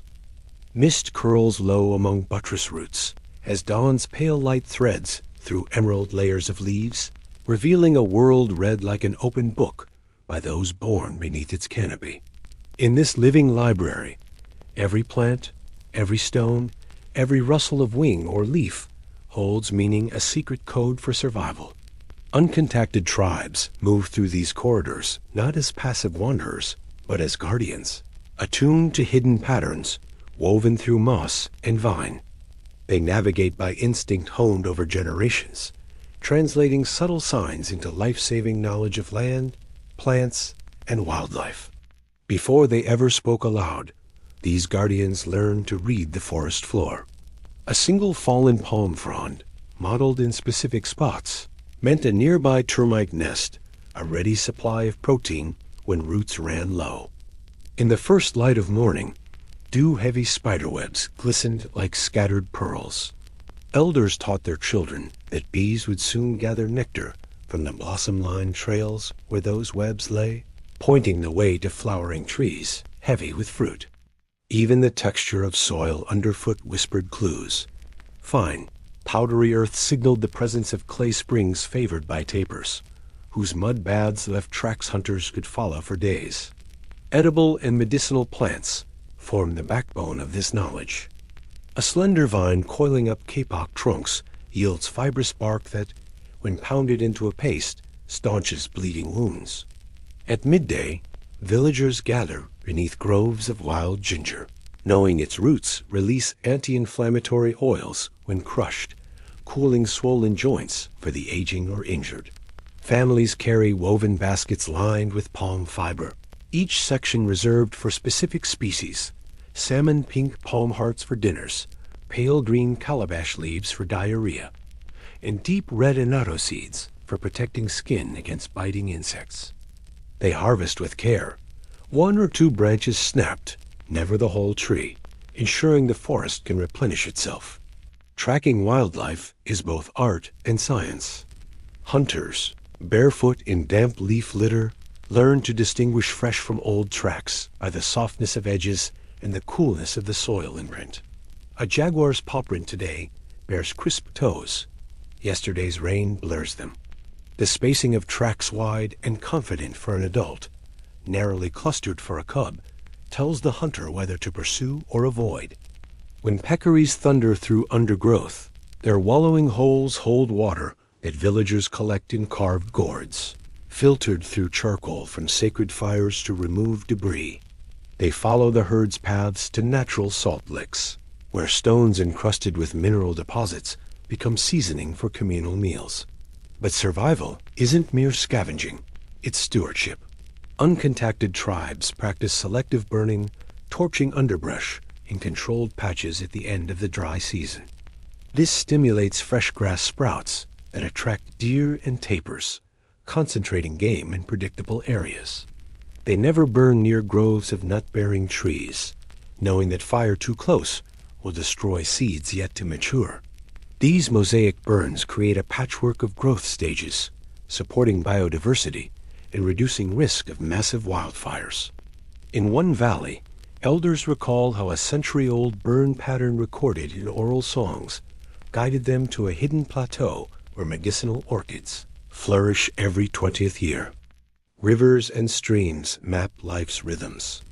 Village canoe routings trace ancient waterways that never run dry, even in drought. Along shaded banks, tribes pack a steamer of hot stones and aromatic herbs, leaves of neem-like trees that deter leeches and mosquitoes. They know to choose only female palms for boat building, their dense wood resisting rot, and to carve out pulp from young palm fronds for waterproofing. When rainy seasons swell the currents, they anchor canoes on protruding roots coated in smooth green algae, using knotted vines as mooring lines. These floating highways connect remote clearings where manioc gardens lie hidden from raiding parties. The forest's calendar emerges from the cycles of its creatures. When canopy hornbills arrive in mass, their raucous calls herald the ripening of wild yams buried beneath shady slopes. A sudden silence of frogs at dusk signals the start of the hunting season for armadillo, nocturnal foragers disturbed by amplified insect choruses. Wild pig litters follow the fruiting of palm berries, and their paths, scraped clear by hoofbeats, become temporary hunting corridors. Every animal's life cycle guides planting, harvesting, and feast preparations. Deep trackers also learn to read the forest's chemistry. A sap-bleeding tree with a faint cinnamon scent reveals antifungal properties when its resin is burned in enclosed huts, preventing mold in stored grains. Smoky fumigations of eucalyptus-like leaves clear respiratory passages before long hunting treks, warding off forest colds born of damp nights. At river crossings, moss-clad logs carry bristly seed heads that, when crushed, yield antiseptic oils for treating cuts incurred on slippery bark. These micro-remedies transform the forest into a pharmacy whose inventory shifts with season and microclimate. Children begin this apprenticeship at a young age, tasting mild-tasting leaves to gauge their effects. A playful nibble might bring a gentle musk of spice, hinting at stomach soothers, while a sudden twitch on the tongue warns of mild toxins. They accompany elders on dawn expeditions, learning plant names in whispers, obeying the rule, never harvest without offering a leaf to the guardian spirit painted in red ochre at the base of each grove. These offerings ensure that the plant's energy is renewed, that taking one sprig does not diminish the grove's vitality. In time, each youth's memory becomes a repository of hundreds of species, each with its seasonal window and ritual protocol. Spiritual beliefs reinforce stewardship. Shamans speak of forest spirits dwelling in ancient trees, their knowledge encoded in knot patterns beneath bark. When trees fall of old age, they release wind-borne spores that germinate, new life testament to the cyclical pact between human and green world. During moonrise ceremonies, communities gather in forest clearings to recite origin myths that link their ancestors to particular groves, naming each tree as kin. Through song and dance, they renew vows to protect the land, to obey seasonal rules, to heal wounds inflicted by storms or loggers. Guardianship extends beyond plants to rivers and wildlife. Some tribes mark no-take zones along sacred river bends areas where fish spawn and must be protected to ensure future abundance. They scatter clusters of riverweed over egg beds, creating nurseries for hatchlings. Seasonal taboos prevent hunting of pregnant tapirs or nesting birds, recognizing that short-term restraint yields long-term harvests. These taboos are enforced through social pressure and spiritual sanction. Those who break them risk falling ill to forest spirits offended by disrespect. When outsiders fall ill in river ports, these guardians hold back, preferring to retreat into interior valleys rather than risk contagion. They distribute seed cuttings among family subgroups, creating satellite gardens that buffer against land loss. Canoe convoys shift river bases at first sight of logging barges, their paddles biting deeper channels where engines cannot follow. Through these strategies, uncontacted tribes maintain both physical and cultural isolation, safeguarding knowledge as fiercely as they guard territory. In the hush before midday heat, villagers rest on suspended hammocks woven from palm fibers, eyes closed against sunbeams filtering through leaves. They dream of hunting grounds and healing groves, their subconscious rehearsing patterns of game trails and medicinal sites. At dusk, they awaken refreshed, guided again by innate maps written in muscle memory. Here, in the forest's quiet heart, survival is an intricate dance of observation, respect, and reciprocity. These guardians of the forest remind us that survival strategies are not only instinctual, but deeply intellectual, built on centuries of observation, experimentation, and reverence. Their lands are not wilderness waiting to be tamed, but living classrooms where humans learn humility before nature as complexity. Each leaf peeled, each trail followed, each animal track deciphered, teaches lessons that no textbook can replicate. In this testament of deep knowledge, uncontacted tribes stand as living proof that true guardianship combines mastery of environment with unwavering respect for its mysteries. A hush settles over the forest as twilight descends, and the air seems to thicken with unseen threads of power. Here, at the very edges of uncontacted territories, the invisible barriers of belief stand as tall and impenetrable as any palisade. These are sacred boundaries woven from stories, rituals, and taboos that bind communities to their ancestral lands and repel outsiders on sight or scent. To cross them is to invite more than mere trespass. It is to offend spirits older than any human memory, to unsettle the delicate weave of relationships between people, plants, and the unseen world. At the banks of a broad Amazon tributary, elders place bundles of palm fronds tied with bright red annatto seeds. They call these cordos sagrados, sacred cords, and they mark the river's turning point before entering uncontacted land. Any canoe drifting past must stay downstream, for paddling upstream beyond the cordo triggers rituals of warning. Watchers on hidden platforms loom like silent sentinels, and sudden drums echo through the night, a message carried on sound waves. Turn back. The drums are not merely calls to paddle home. They are prayers to river spirits invoked to guard the water's hidden realm. Those river spirits, Juraparis, some call them, are invoked in ceremonies only a few times each year. A shaman brews a dark tea of riverweed and sacred root, and chants in a low octave, calling on the Jurupari to rise from the deep. The chant vibrates through waterlogged wood, and ripples carry the sound beneath the surface. Fishermen know to avoid the river's midstream after dawn's first chant, for the spirits awakening share no favors with eyes that watch the world beyond. In this way, spiritual protocol carved out a zone of respect as solid as any fence. On land, similar taboos govern forest paths.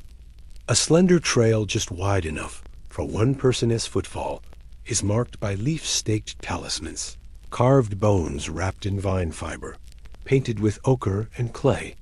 These talismans, called marcus de sombra or shadow marks, signify that beyond this point lies sacred forest, home to plant guardians and ancestor spirits. Hunters who linger to observe these markers know not to whistle, not to break branches, not even to cough without first touching their chests and offering a silent apology. To insult the forest's etiquette risks encountering Guardião de Galo, tree guardians said to appear as phantom hunters carrying boughs of moonlight. Those who see them vanish, lost forever among the buttress roots.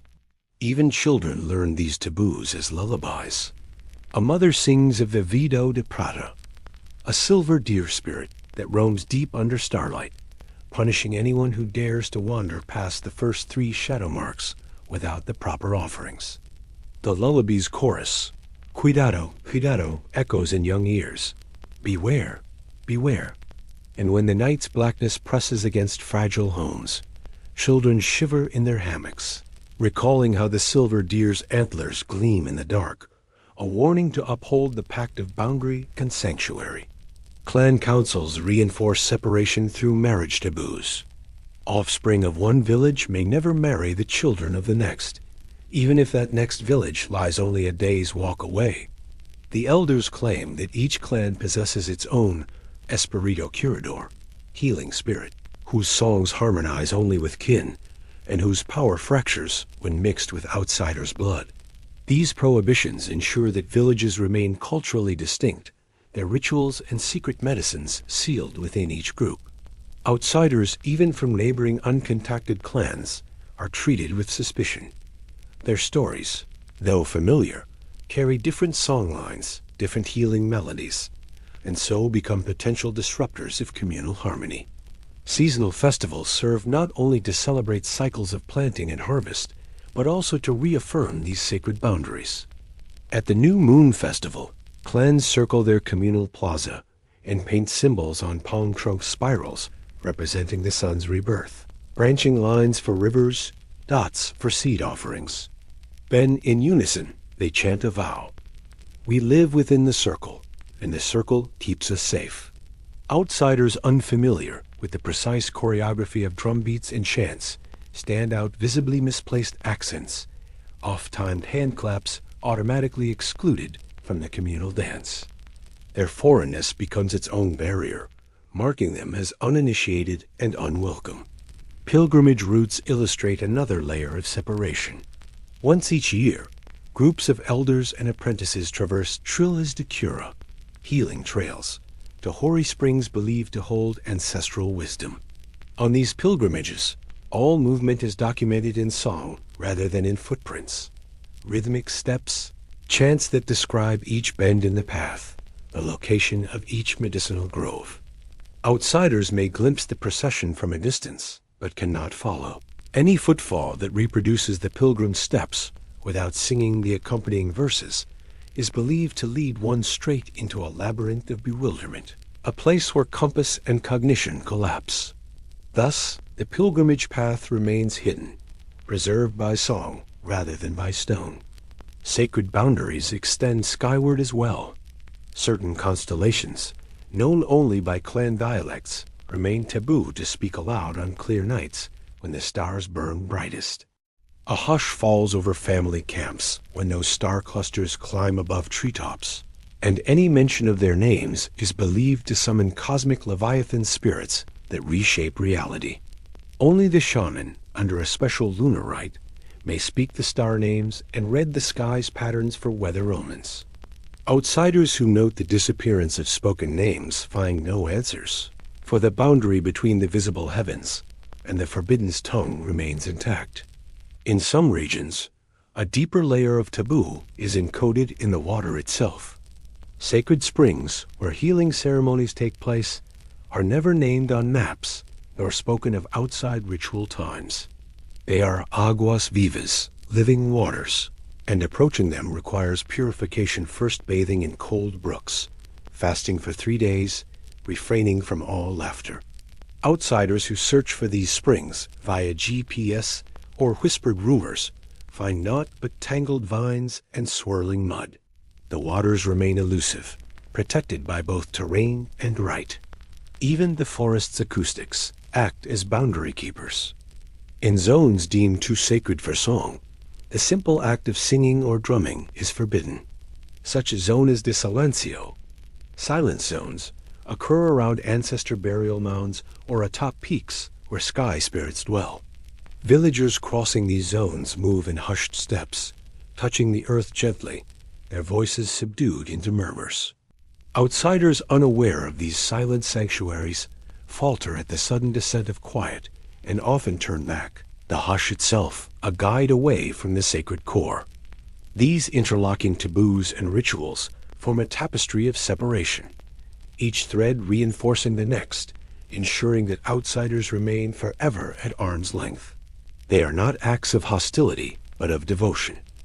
Devotion to ancestral pacts, to plant and animal ancestors, to the unseen realms that shape every leaf and current. In respecting these sacred boundaries, uncontacted tribes safeguard a world held together by stories and chants, a fragile harmony that modern maps and medicine cannot replicate. As the night deepens and torches flicker in hidden clearings, the forest presses close with whispered affirmations. Shadows lengthen, and the boundaries glow faintly in moonlight threads of spirit woven through space. Here, separation is not mere distance, but a covenant, alive and breathing, as vital to survival as any arrow or fever remedy. And in that covenant lies both protection and a quiet wisdom, that some doors are meant to remain closed for the health of both the world within and the world beyond. A single ribbon of asphalt slices through the emerald sea, its edge lined with freshly felled stumps and uprooted saplings. Dawn's light catches the glint of bulldozer tracks, every tread a drumbeat of change. Where canopy once draped in uninterrupted green, sky now breaks in raw lines roads that snake deeper each year, inviting the world's machines into realms that generations of uncontacted tribes called sanctuary. These roads begin innocuously survey markers, logging surveys, military outposts, but soon multiply like invasive vines. One leads to a cattle ranch, where grasslands replace flooded forest floors. Ranchers introduce herds of sleek cows, whose grazing prevents forest regrowth, transforming ancient gardens of wild manioc into monotonous pastures. Fences crisscross once open floodplains, severing animal migration routes and pushing jaguars, tapirs, and peccaries into ever smaller refuges. Hunters who once tracked game by paw print or droplet now find only hoofprints and empty ground. Not far off, oil concessions advance under the banner of development. Survey trucks churn through mud, creating networks of seismic lines that mimic the scars of heavy boots. Exploration rigs drill shallow wells, and pipes snake through lowland swamps, silent veins pumping black gold to distant markets. Villages wreathed in smoke as engines idle become islands of noise in a silence that once shielded entire peoples. Discarded barrels of fuel leak into streams, killing the fish that fed canoe-borne families for millennia. Mining follows, its appetite relentless. In mountain valleys, golden dust from illegal sluices turns crystal rivers to muddy sludge. Cyanide washes into tributaries, and miners, some backed by military escorts, claim ancestral stones under vague concessions. Tribespeople wake to strange lights swirling on slopes where they once danced at solstice. They hear helicopters droning like giant insects above camps that should not exist. Each new mining front pushes them further into hidden ridges, deeper into lands so inaccessible that few outsiders have ever set foot there. Agribusiness plants another threat. Vast swaths of rainforest fall beneath the blades of palm oil harvesters.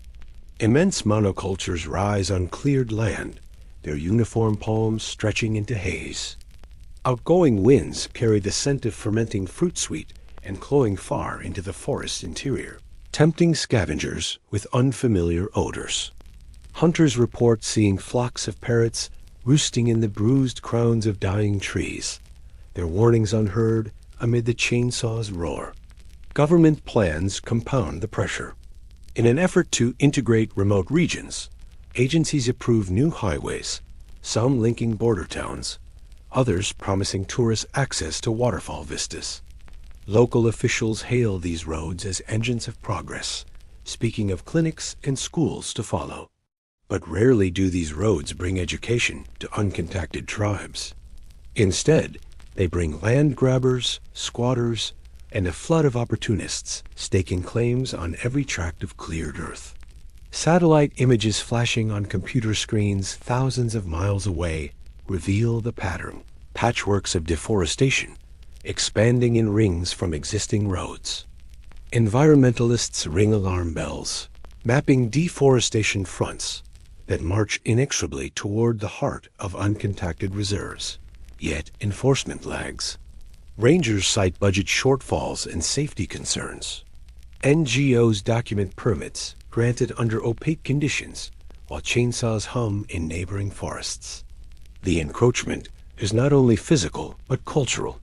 Small trading posts sprout beside new crossroads, offering sugar, salt, and plastic wares in exchange for fish and wild fruits. Border tribes, once entirely uncontacted, discern a path of survival in trade and tentative cohabitation. They accept minimal contact, bartering for metal knives or cloth, and soon some leave ancestral halls for the promise of markets. Word of this reaches hidden villages, where elders tremble at the thought of steel tools, altering the young one's skills at flint knapping and palm weaving. Disease shadows every invasion. Along every newly forged road, health workers follow sometimes too late to deliver vaccines. Yet the very paths meant to bring protection become conduits for influenza, measles, and tuberculosis. Poorly maintained clinics, staffed by overworked nurses, struggle to vaccinate populations scattered across vast landscapes. Meanwhile, contractors and loggers resist health checks, slipping illnesses into corridors of contact with uncontacted tribes, a replay of tragedies long past. In response, tribes tighten their isolation. They abandon long-standing floodplain villages and re-establish camps on smaller islands, accessible only by storm-racked streams. They carve new hunting grounds above 1,000 meters, where fields of cloud-forested ridgelines ward off highways. Children once taught fishing strokes in wide rivers now learn to gather edible ferns and larvae in steep gullies. Gardens are replanted in caves and rock shelters to hide them from satellite imagery. Boundaries expand and contract with every incursion, drawing the circle of refuge ever smaller. Yet amid this assault, flickers of resistance emerge. Indigenous organizations file lawsuits demanding the demarcation of protected reserves. Allied attorneys present archival maps in courtrooms, proving ancestral occupation of contested areas. International bodies pressure governments to halt new concessions. In remote camps, scouts transmit coordinates of illegal logging camps via radio relays, prompting surprise inspections. Drones, once symbols of intrusion, are now tools for tribes to monitor their own land, scanning for unauthorized machinery and sending alerts through satellite phones. Conservation frameworks also adapt. Free, prior, and informed consent, FPIC, laws aim to halt projects that infringe on indigenous territories without tribal approval.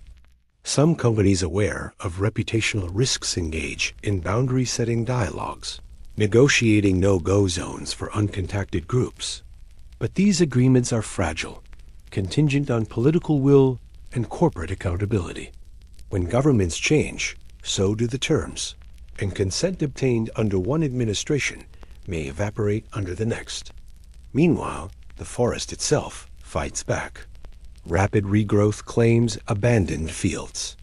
Epiphytes climb half-cut logs, moss carpets fallow gardens, and seedlings sprout in bulldozer tracks. In corridors reclaimed by vines, the drone's hum disappears into the rustle of leaves. Birds return to unseen groves. This natural resilience buys time, but only time, a fleeting reprieve against the unrelenting advance of roads and industries. To stand at the frontier of modern encroachment is to witness a collision of worlds, one built on ancient rhythms of moonlit hunts and garden rotations, the other on economic imperatives mapped onto global supply chains. The stakes are nothing less than survival, not just for uncontacted tribes, but for the ecosystems they protect. Where they persist, forests remain intact, carbon stores hold steady, and biodiversity thrives. Where they vanish, open pastures and plantation monocultures take their place, erasing centuries of intricate human-nature relationships. As the sun sets on these raw edges of civilization, the forest exhales in lingering twilight. The first stars glimmer through gaps in the canopy, bearing silent witness to roads that will reach deeper by tomorrow. In that hush, one hears both the hum of chainsaws and the beating of forest drums, a metronome of resistance, echoing in the hearts of those still, determined to live in hidden worlds. And with every new dawn, they remain watchers, wardens, and guardians, fighting a modern encroachment that threatens to fold their secret domains into a world that has almost forgotten how to be still. Long before outsiders set foot on forest trails, eyes unseeing watched their every move. At dawn, when mist still clung to vines and the first rays of sun pierced through canopy, hidden sentries slipped into the branches, silent watchers perched in cruciform patterns of lianas and buttress roots. From these lofty platforms, they observed the stranger's footprints, the glint of metal knives, the clatter of cameras and machetes.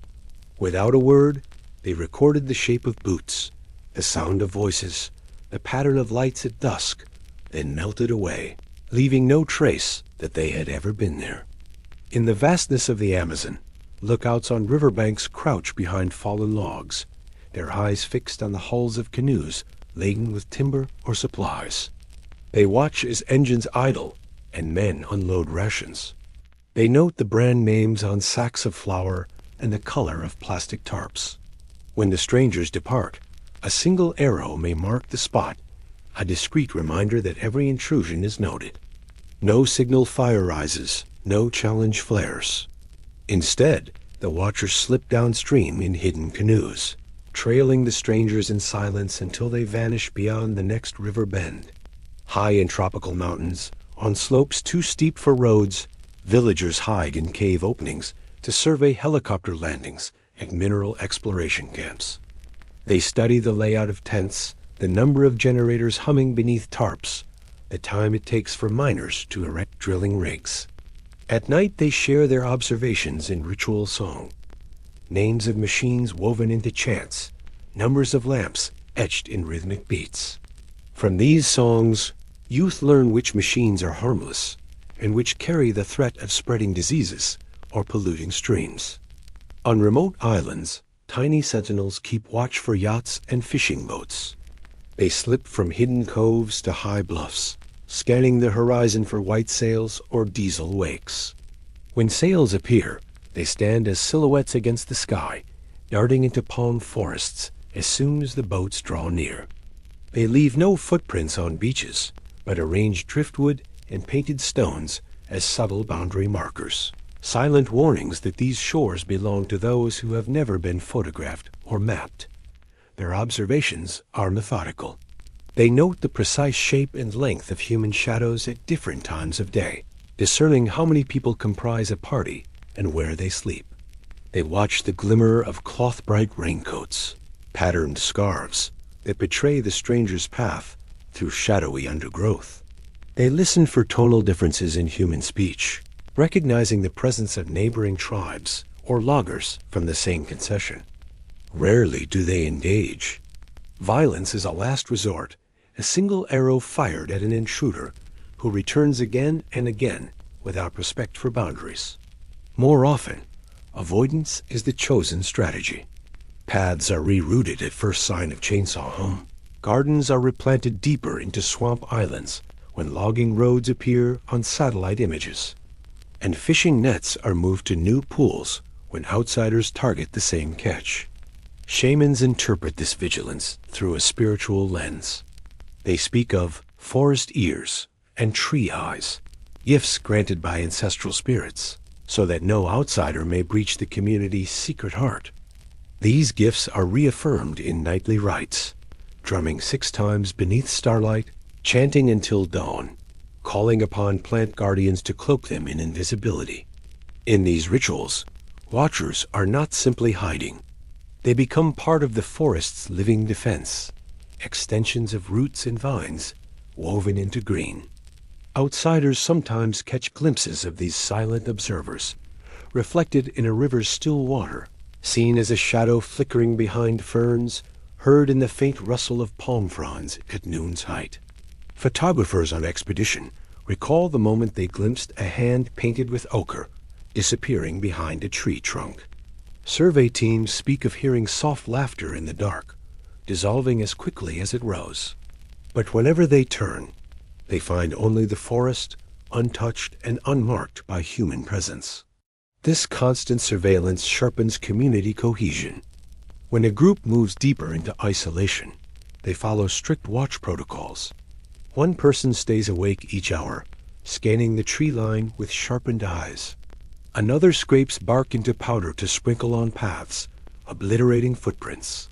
A third watches the sky, noting any contrail or drone hum. These silent guards remain ever vigilant, understanding that the very act of observation is an act of protection.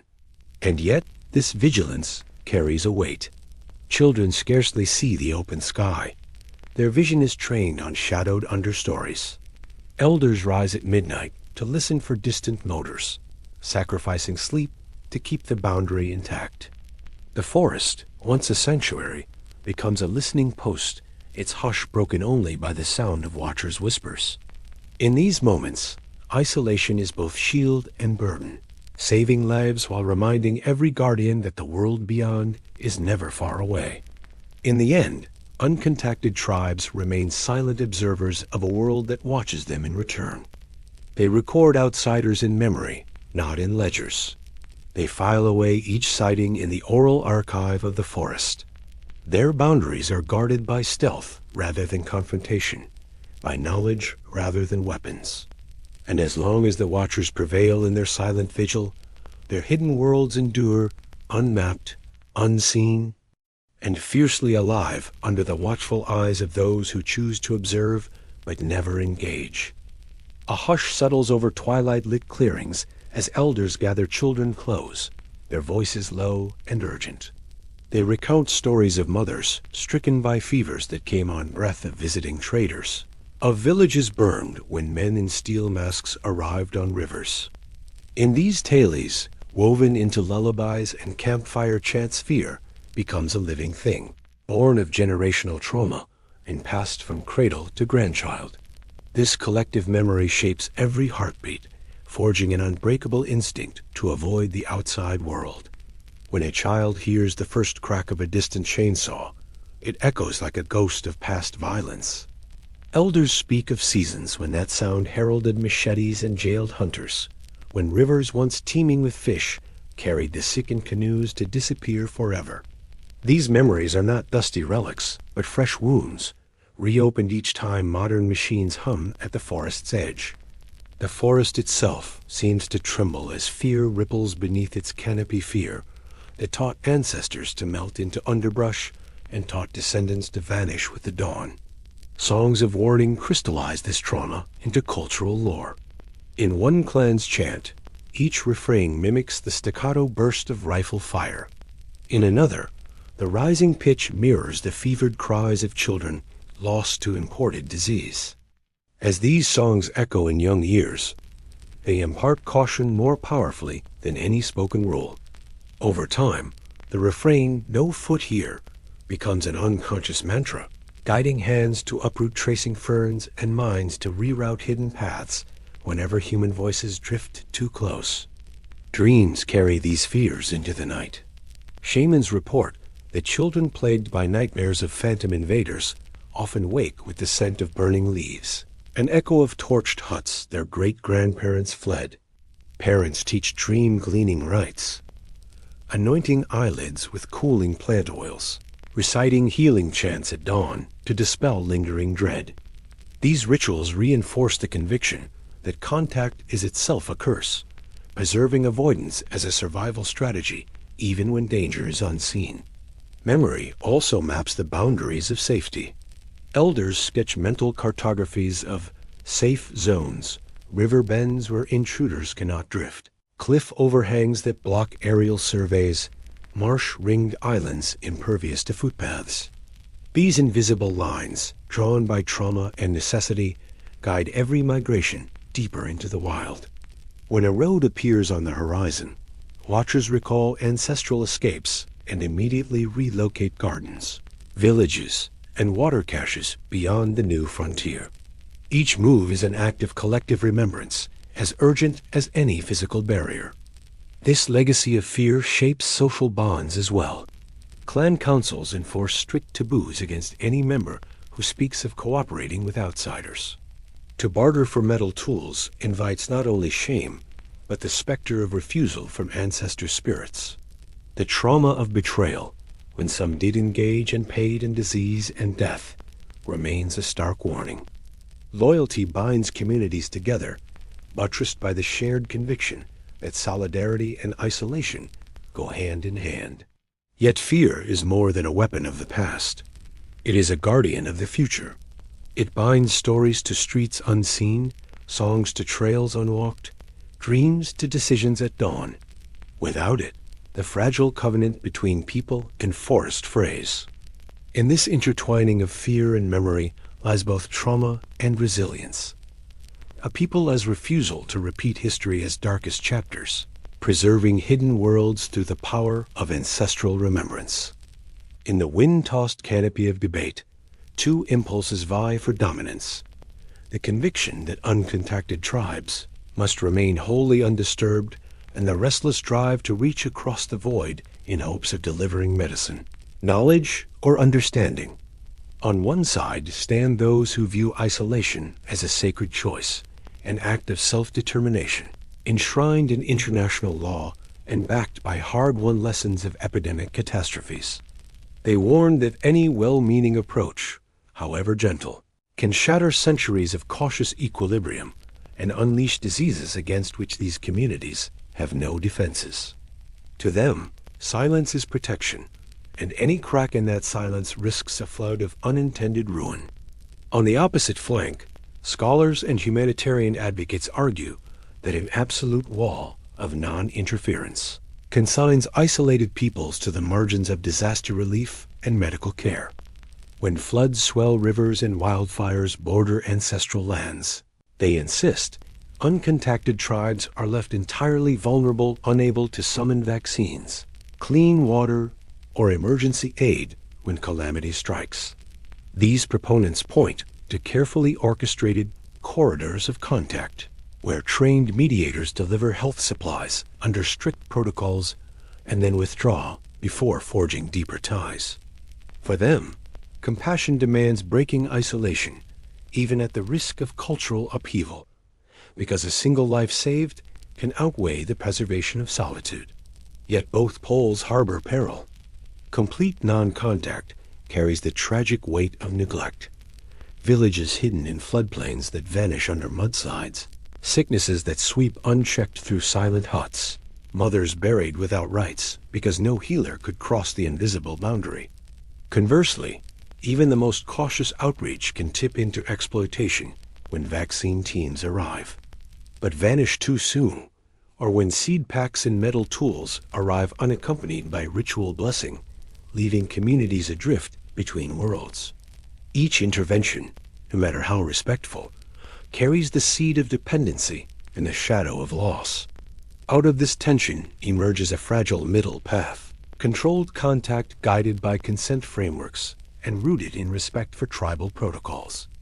Liaison officers, often drawn from adjacent indigenous groups, approach by canoe at dawn, offering plant medicines rather than pharmaceuticals, food staples rather than exotic treats. Health workers perform vaccinations only after shamans chant protective ikaros, consecrating every needle with smoke and prayer. Paths are cleared for medical teams, then replanted with saplings once the work concludes.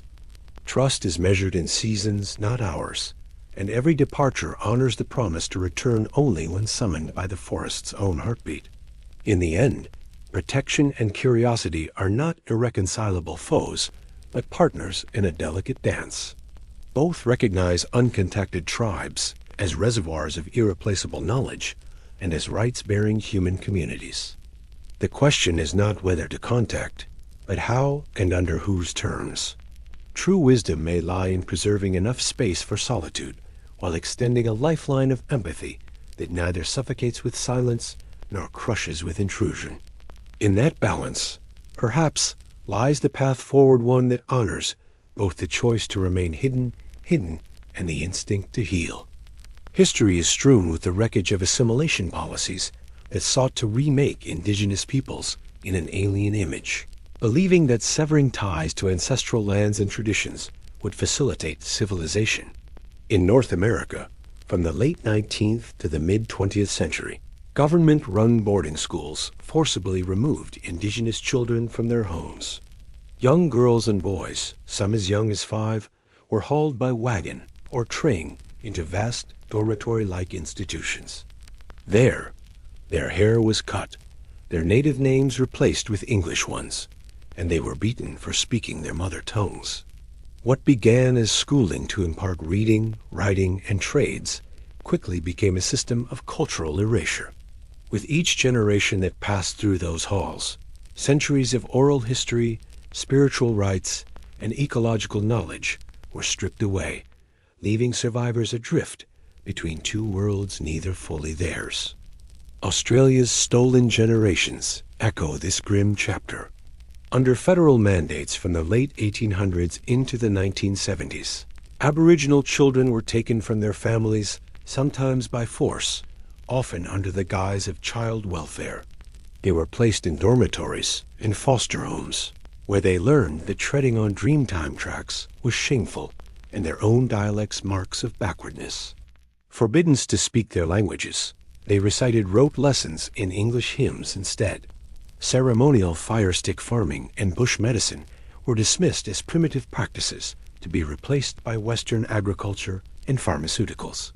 When these children grew up and returned home, they discovered that they no longer recognized the land as theirs. Sacred sites lay desecrated, and clan knowledge of seasonal plant cycles and animal migrations had faded with the elders who had once taught it. In the high latitudes of Japan, the Ainu people suffered a different, but equally brutal form of assimilation. During the Meiji Restoration in the late 19th century, state edicts outlawed traditional Ainu customs bear festivals, ritual dances, and carved wooden relief art. The Japanese government banned the wearing of woven bark garments and forced Ainu children into schools where any utterance of their language incurred fines. Over decades, the Ainu culture was driven to the brink. By the mid-20th century, only a few elders could recall the old bear ceremony chants. It was only through late-century advocacy and cultural revival movements that fragments of Ainu songs and folk medicine were preserved, reminding the world how easily a vibrant heritage can be extinguished without urgent protection. On remote Andaman Islands, British and later Indian colonial administrators branded the Sentinelese in Anji, erecting posts and conducting civilizing missions. They dropped leaflets, bargained for bows and arrows in exchange for cloth, and even attempted to baptize islanders with Christian rites. But along with cloth came firearms, alcohol, and illnesses carried by outsiders. Influenza and measles outbreaks decimated these islanders, reinforcing their resolve to retreat deeper into forest interiors. With each assault, They learned that contact meant exposure not only to foreign goods, but to invisible pathogens and cultural dislocation. Today, India's strict non-interference policy on Sentinel Island stands as a reluctant admission of those failures. Across the Pacific, the fate of Hawaiian and Maori communities under colonial rule illustrates yet another trajectory of loss. Missionaries and settlers imposed English names on children, outlawed traditional hula and haka dances, and declared indigenous healing chants demonic. Over generations, the once fluent speakers of Hawaiian and Maori languages dwindled until only a handful of elders remained. Yet in recent decades, community-driven language immersion schools and cultural centers have revived both tongues, demonstrating that recovery is possible but painfully slow. Even so, the gaps remain. Entire worldviews embedded in proverbs and place names cannot be fully reconstructed once the living memory has passed. In South America, the rubber boom of the late 19th and early 20th centuries brought not only machetes and trade beads, but forced labor and mass killings of indigenous peoples. Tribes of the upper Amazon were hunted down for resisting labor quotas, their villages burned, their wise men executed. Survivors were forced into labor camps far from their home territories, stripped of garden plots where they harvested bitter manioc and wild yams. That trauma fractured social structures. Elders who had once led ceremonies for planting and healing were replaced by new authority figures appointed by rubber barons. When the boom collapsed, many tribes lacked the cohesion to reestablish their old ways, and colonists claimed the cleared lands for cattle ranching and plantations. In Central Africa, colonial administrations similarly uprooted pygmy hunter-gatherer bands, relocating them into villages where agricultural labor became mandatory. Forest dwellers who once read animal tracks and seasonal fruiting cycles were taught to hoe fields of cash crops. Traditional bark cloth garments were replaced with second-hand European clothing, while dietary staples of wild game and forage tubers were supplanted by cassava and imported grains. Over time, generational knowledge of medicinal botanicals, the leaves that cure fevers, the roots that staunch bleeding, faded as young parents sought to integrate into the colonial cash economy. Today, many pygmy communities struggle with malnutrition and loss of identity, longing for the dispersed seeds of their ancestral pharmacopoeia. Forced resettlement in India's tribal regions, driven by dam construction and mining projects, unwound similar patterns. Adivasi communities were relocated from water-rich valleys to parched plateaus. They lost their terraced rice paddies, their sacred streams where goats drank, and the forest groves where they performed rituals invoking rain spirits. With displacement came dependency on government rations and sporadic medical camps. Traditional healers, once custodians of entire ecosystems, found their offerings ignored in favor of pills and injections.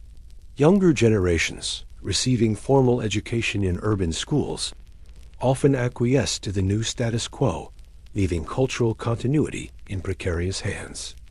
These global histories reveal common threads. Assimilation is never benign.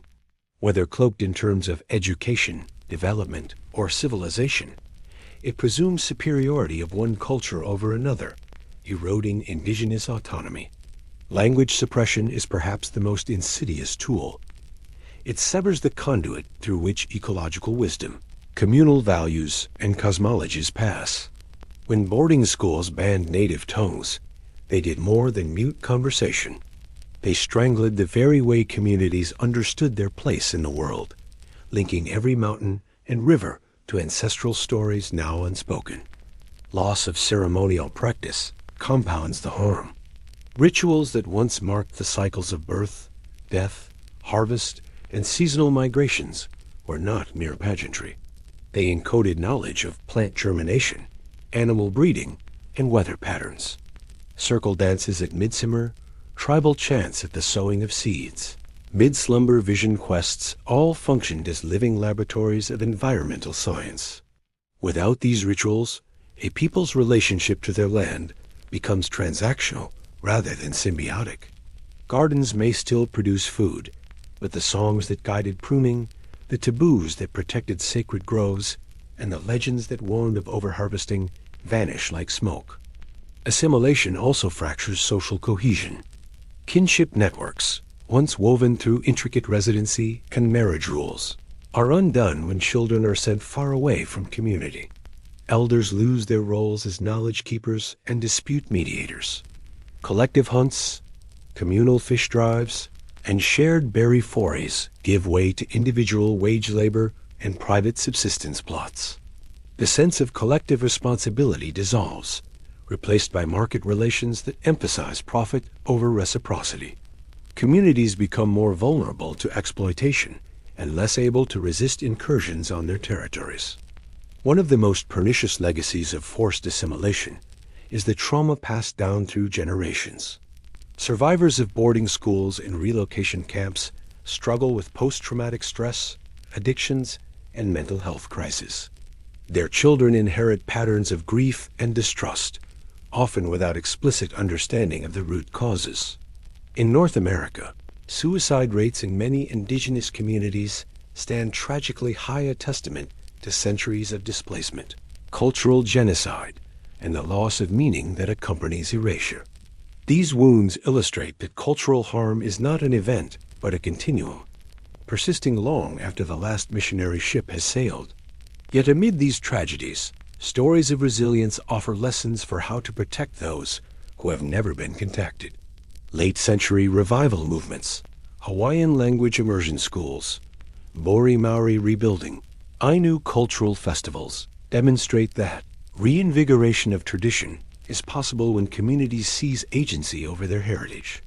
They remind us that language and ceremony, far from being quaint artifacts, are vital mechanisms for social and ecological well-being. Revived knowledge of taro cultivation or canoe carving bears real-world dividends. Food security, identity affirmation, and pathways for youth to reclaim ancestral pride. These revival efforts also underscore the necessity of self-determination. When cultural standard-bearers lead the process, shamans, elders, clan mothers, healing flows most deeply. External funding and academic interest can support this work, but cannot replace indigenous leadership.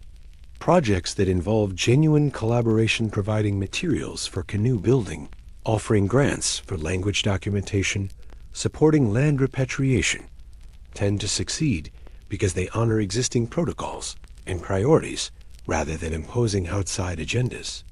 They show how restitution can occur when past harms are acknowledged, and indigenous voices shape the narrative of renewal.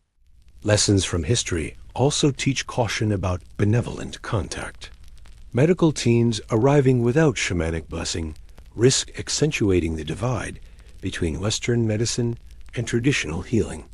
Anthropologists mapping territories without negotiating with customary authorities inadvertently signal that land rights are subject to external validation. Conservationists fencing off protected areas without engaging tribal communities perpetuate the notion that nature must be preserved only by outside stewards. Each of these well-meaning interventions has, time and again, sown distrust or undermined local authority. One of the most profound takeaways is the importance of ritual reciprocity. Where assimilation uprooted traditional offerings to forest and river spirits, revival movements re-established sacrificial gardens and fishbone altars. These practices reaffirm the bond between human and more than human worlds, reminding descendants that stewardship depends on ceremony as much as on legal title. Maintaining secret clearings for vision quests and marketplaces for traditional crafts sends a clear message. Culture is not a static museum piece, but a living process sustained by ongoing dialogue between past and present. Another lesson lies in the power of oral history. Unlike written records created by colonizers, indigenous oral traditions recorded by community members resist forgetfulness. Songs, genealogies, and place-name chants embody mnemonic structures that outlast paper archives. When elders record these narratives on audio devices or in video diaries, they create durable resources for future generations. But the real value lies in the practice of recounting community gatherings where stories are sung beneath the stars, where children learn through participatory listening. Those gatherings replicate the conditions under which the words first emerged, ensuring that the meanings and melodies endure. History also shows that cultural restoration often requires land restoration. In places where communities have regained stewardship of ancestral territories, through treaties, land purchases, or legal settlements, revival efforts multiply. Reforestation projects, led by tribal councils, the reintroduction of controlled burning for forest health, and the construction of longhouses in designated reserves, all signal a renewal not only of tradition, but of reciprocal land relationships. These acts of reoccupation reverse centuries of displacement, providing the physical space where language, ceremony, and subsistence can flourish once more. Perhaps the most urgent lesson is this: once cultural knowledge slips beneath the threshold of living memory, it cannot be reclaimed intact. A dead language may be resurrected in classrooms, but the intonations, local idioms, and intimate ecological insights that shaped its original speakers remain partially lost. A band ceremony may be reenacted, but without unbroken chains of embodied practice, its transformative power can ring hollow. That reality underlines why, for uncontacted tribes, preserving isolation may offer the last, best hope for cultural continuity.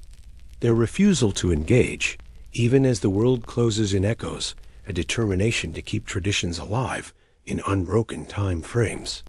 In the final analysis, the tragedies of the past counsel humility. They remind us that assimilation policies, however progressive they claim to be, consistently underestimated the resilience and complexity of indigenous cultures. They misjudged the depth of ritual, the centrality of language, and the sanctity of kinship structures.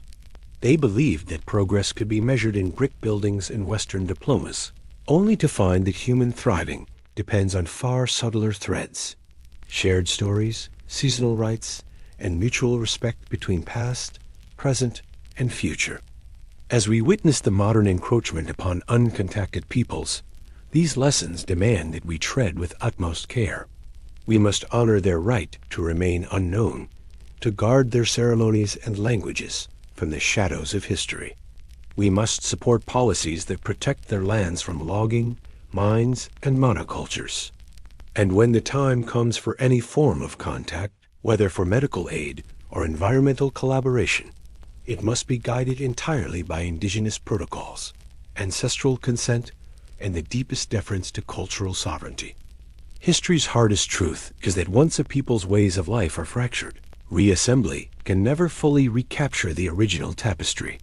With every broken cycle of ceremony and every lost word of a dying tongue, we lose not just human diversity, but vital knowledge of how to live in respectful balance with our planet. The only way to prevent repeating those mistakes is to listen to heed the silent insistence of isolated tribes that their worlds remain inviolate. In so doing, we affirm that true wisdom recognizes not only the value of discovery, but the sanctity of what must remain unseen. On paper, the forest as most hidden corridors are cloaked by an array of statutes and treaties, legal barricades erected to keep uncontacted tribes beyond the reach of roads, chainsaws, and profiteers. Across the Amazon, New Guinea, and the Andaman Islands, governments have carved out no-go zones, demarcating millions of hectares as indigenous reserves, protected areas, or tribal sanctuaries. These boundaries, inked on maps in distant capitals, declare that intrusion is unlawful, that any entry save for designated state agents is a punishable offense. Yet the law of the jungle often proves more potent than the law of the land, exposing the gap between lofty principles and the hard reality of enforcement. In Brazil, FUNAI's 1987 indigenous policy created a vast network of indigenous lands, 80 of which are home to isolated groups. Regionally known as Terras Indígenas Isoladas e de Recentes Contados, these zones are patrolled by the agency's Special Protection Fronts. Armed only with canoes, horses, and radios, FUNAI inspectors intercept illegal loggers and miners, erect temporary camps to monitor incursions, and deliver emergency rations in cases of natural disaster. Yet budget cuts and shifting political winds leave many reserves understaffed. In the Javari Valley, one of the largest such territories, the advance of soybean ranches in clandestine gold camps has outpaced FUNAI's capacity to respond. Chainsaws roar through boundary posts, and FUNAI's rangers often find only abandoned campsites, smoldering fires, and their own footprints. Peru's Ministry of Culture oversees a similar regime under the DRAMI program, Dirección de Derechos de los Pueblos Indígenas, proclaiming over 1 million hectares of reserved zones for uncontacted peoples. In practice, these areas are policed by joint task forces combining naval patrols with Air Force overflights. Satellite imagery flags deforestation that triggers on-the-ground investigations. But when remote oil exploration rigs infringe on these zones, private security contractors brace off-site cameras and bribe local officials, slicing drill roads through clay soil with impunity. Peru's constitutional court has sometimes annulled concessions overlapping protected zones. Yet the legal process drags on for years, by which time much forest has already been razed. Colombia's Ley 21 of 1991 and subsequent Decree 110 of 2004 recognize the right of indigenous peoples to voluntary isolation and self-determination. The National Indigenous Organization of Colombia, ANIC, works alongside the Ministry of the Interior to demarcate Reserva Indígena, including areas known to harbor uncontacted Nucac Macu. But in regions where guerrilla factions and illegal coca growers hold sway, the state's writ is faint. Armed groups extort passage fees from anyone daring to carry goods through ancestral hunting grounds, erecting their own tax stations that displace indigenous surveillance. International instruments bolster national laws yet lack binding enforcement. The 2007 United Nations Declaration on the Rights of Indigenous Peoples, UNDREP, articulates the principles of free, prior, and informed consent, FPIC. ILO Convention 169, ratified by fewer than a dozen forest nations, frames isolation as a human right to be respected. The American Convention on Human Rights and regional human rights courts issue rulings upholding tribal autonomy. Nevertheless, these instruments depend on political will. A vow on paper rarely compels remote logging camps to pack up their chainsaws. In the Andaman Islands, India's Sentinel Island Act 2006 designates a 5-kilometer no-approach buffer around North Sentinel. Naval patrols circle the coral reefs 3 times a week, and any vessel entering these waters faces prosecution. Still, fishing boats driven by desperate local economics slip through patrols, drenching nets in squid-rich shoals near the island's edge. Occasionally, sailors are ambushed by Sentinelese arrows, then later rescued by the same naval vessels whose presence provoked the attack. The law stands firm. The fishermen pay fines in return, while the islanders remain sealed off caught in a legal limbo that protects territory at the cost of mutual fear. Papua New Guinea, as Conservation and Environment Protection Authority, administers special protected areas, SPAs, and works with customary landowners to safeguard clans practicing voluntary isolation high in the Owen Stanley Ranges.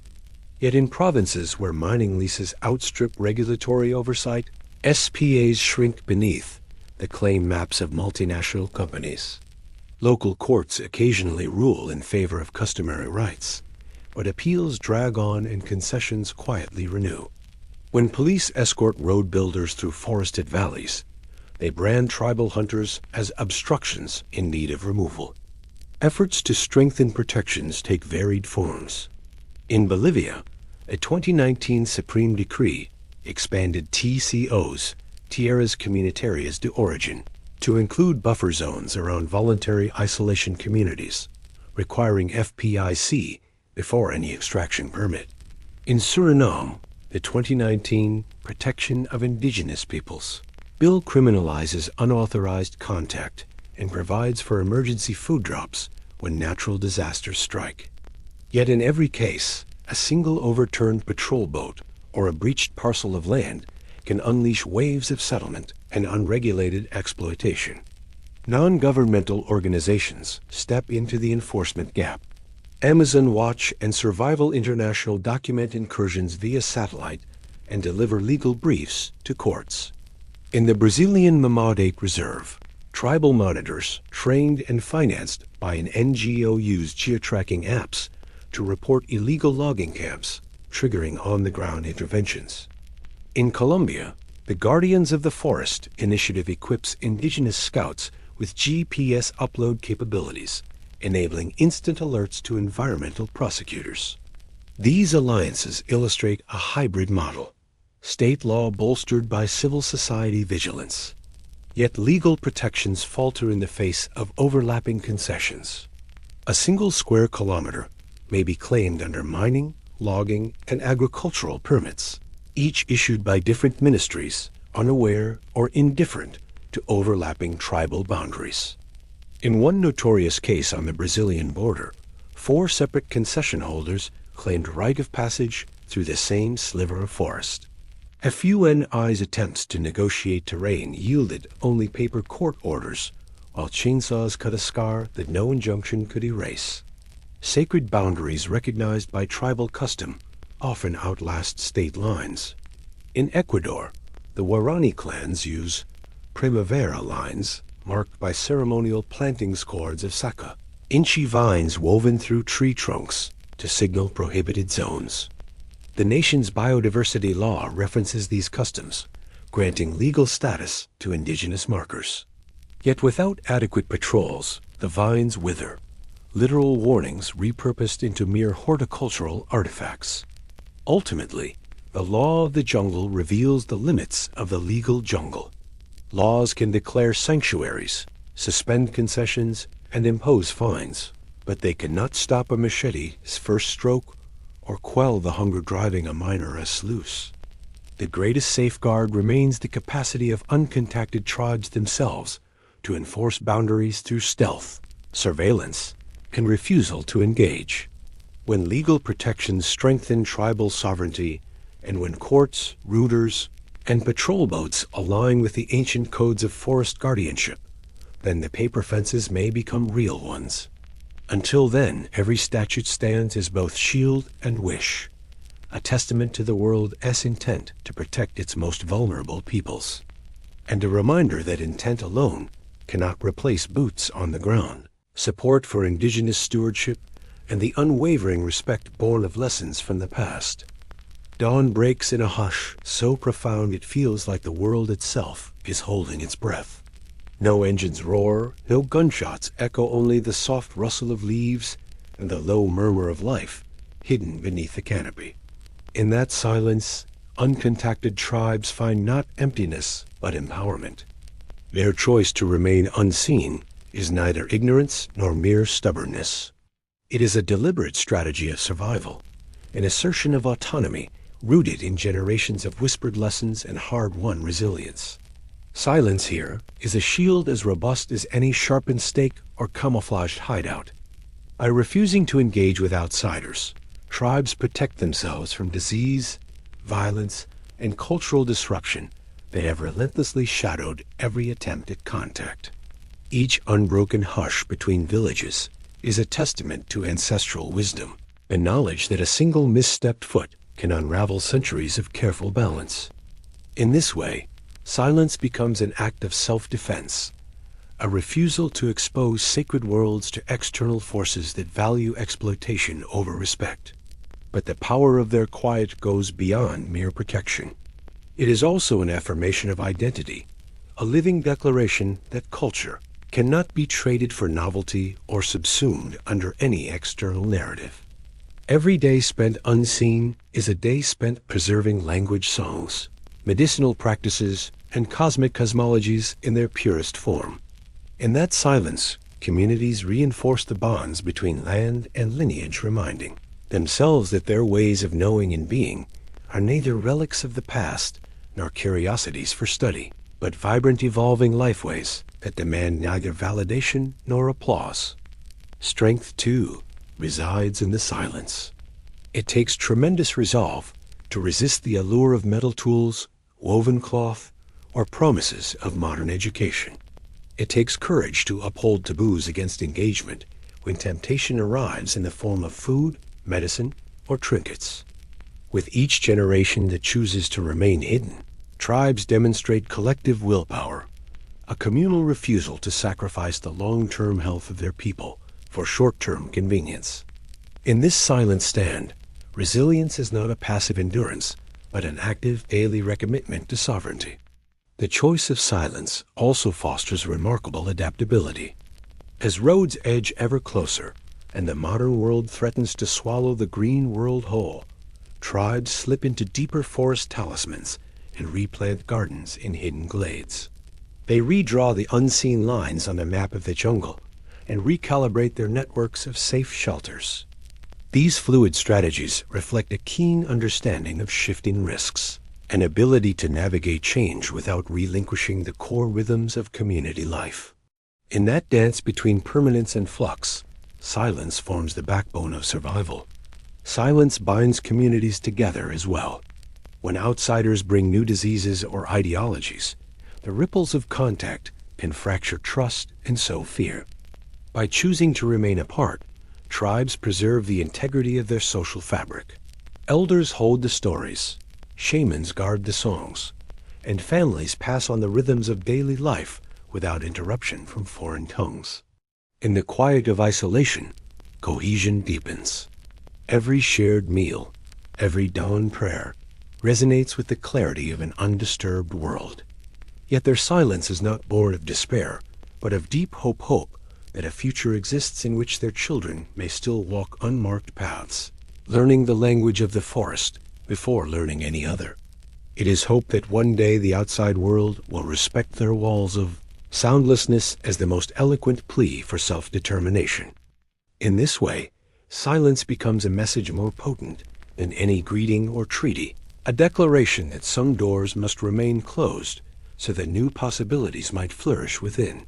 In the echoes of their silence, we hear an invitation to listen without imposing, to learn without demanding, and to honor autonomy even when curiosity pulls us forward. Their unspoken choice reminds us that true respect often lies not in discovery, but in restraint, not in conquest, but in the recognition that some worlds are meant to remain inviolate. And in that profound quiet, we glimpse the resilient heart of humanity at its most self-possessed, choosing silence, not as defeat, but as the most enduring expression of freedom.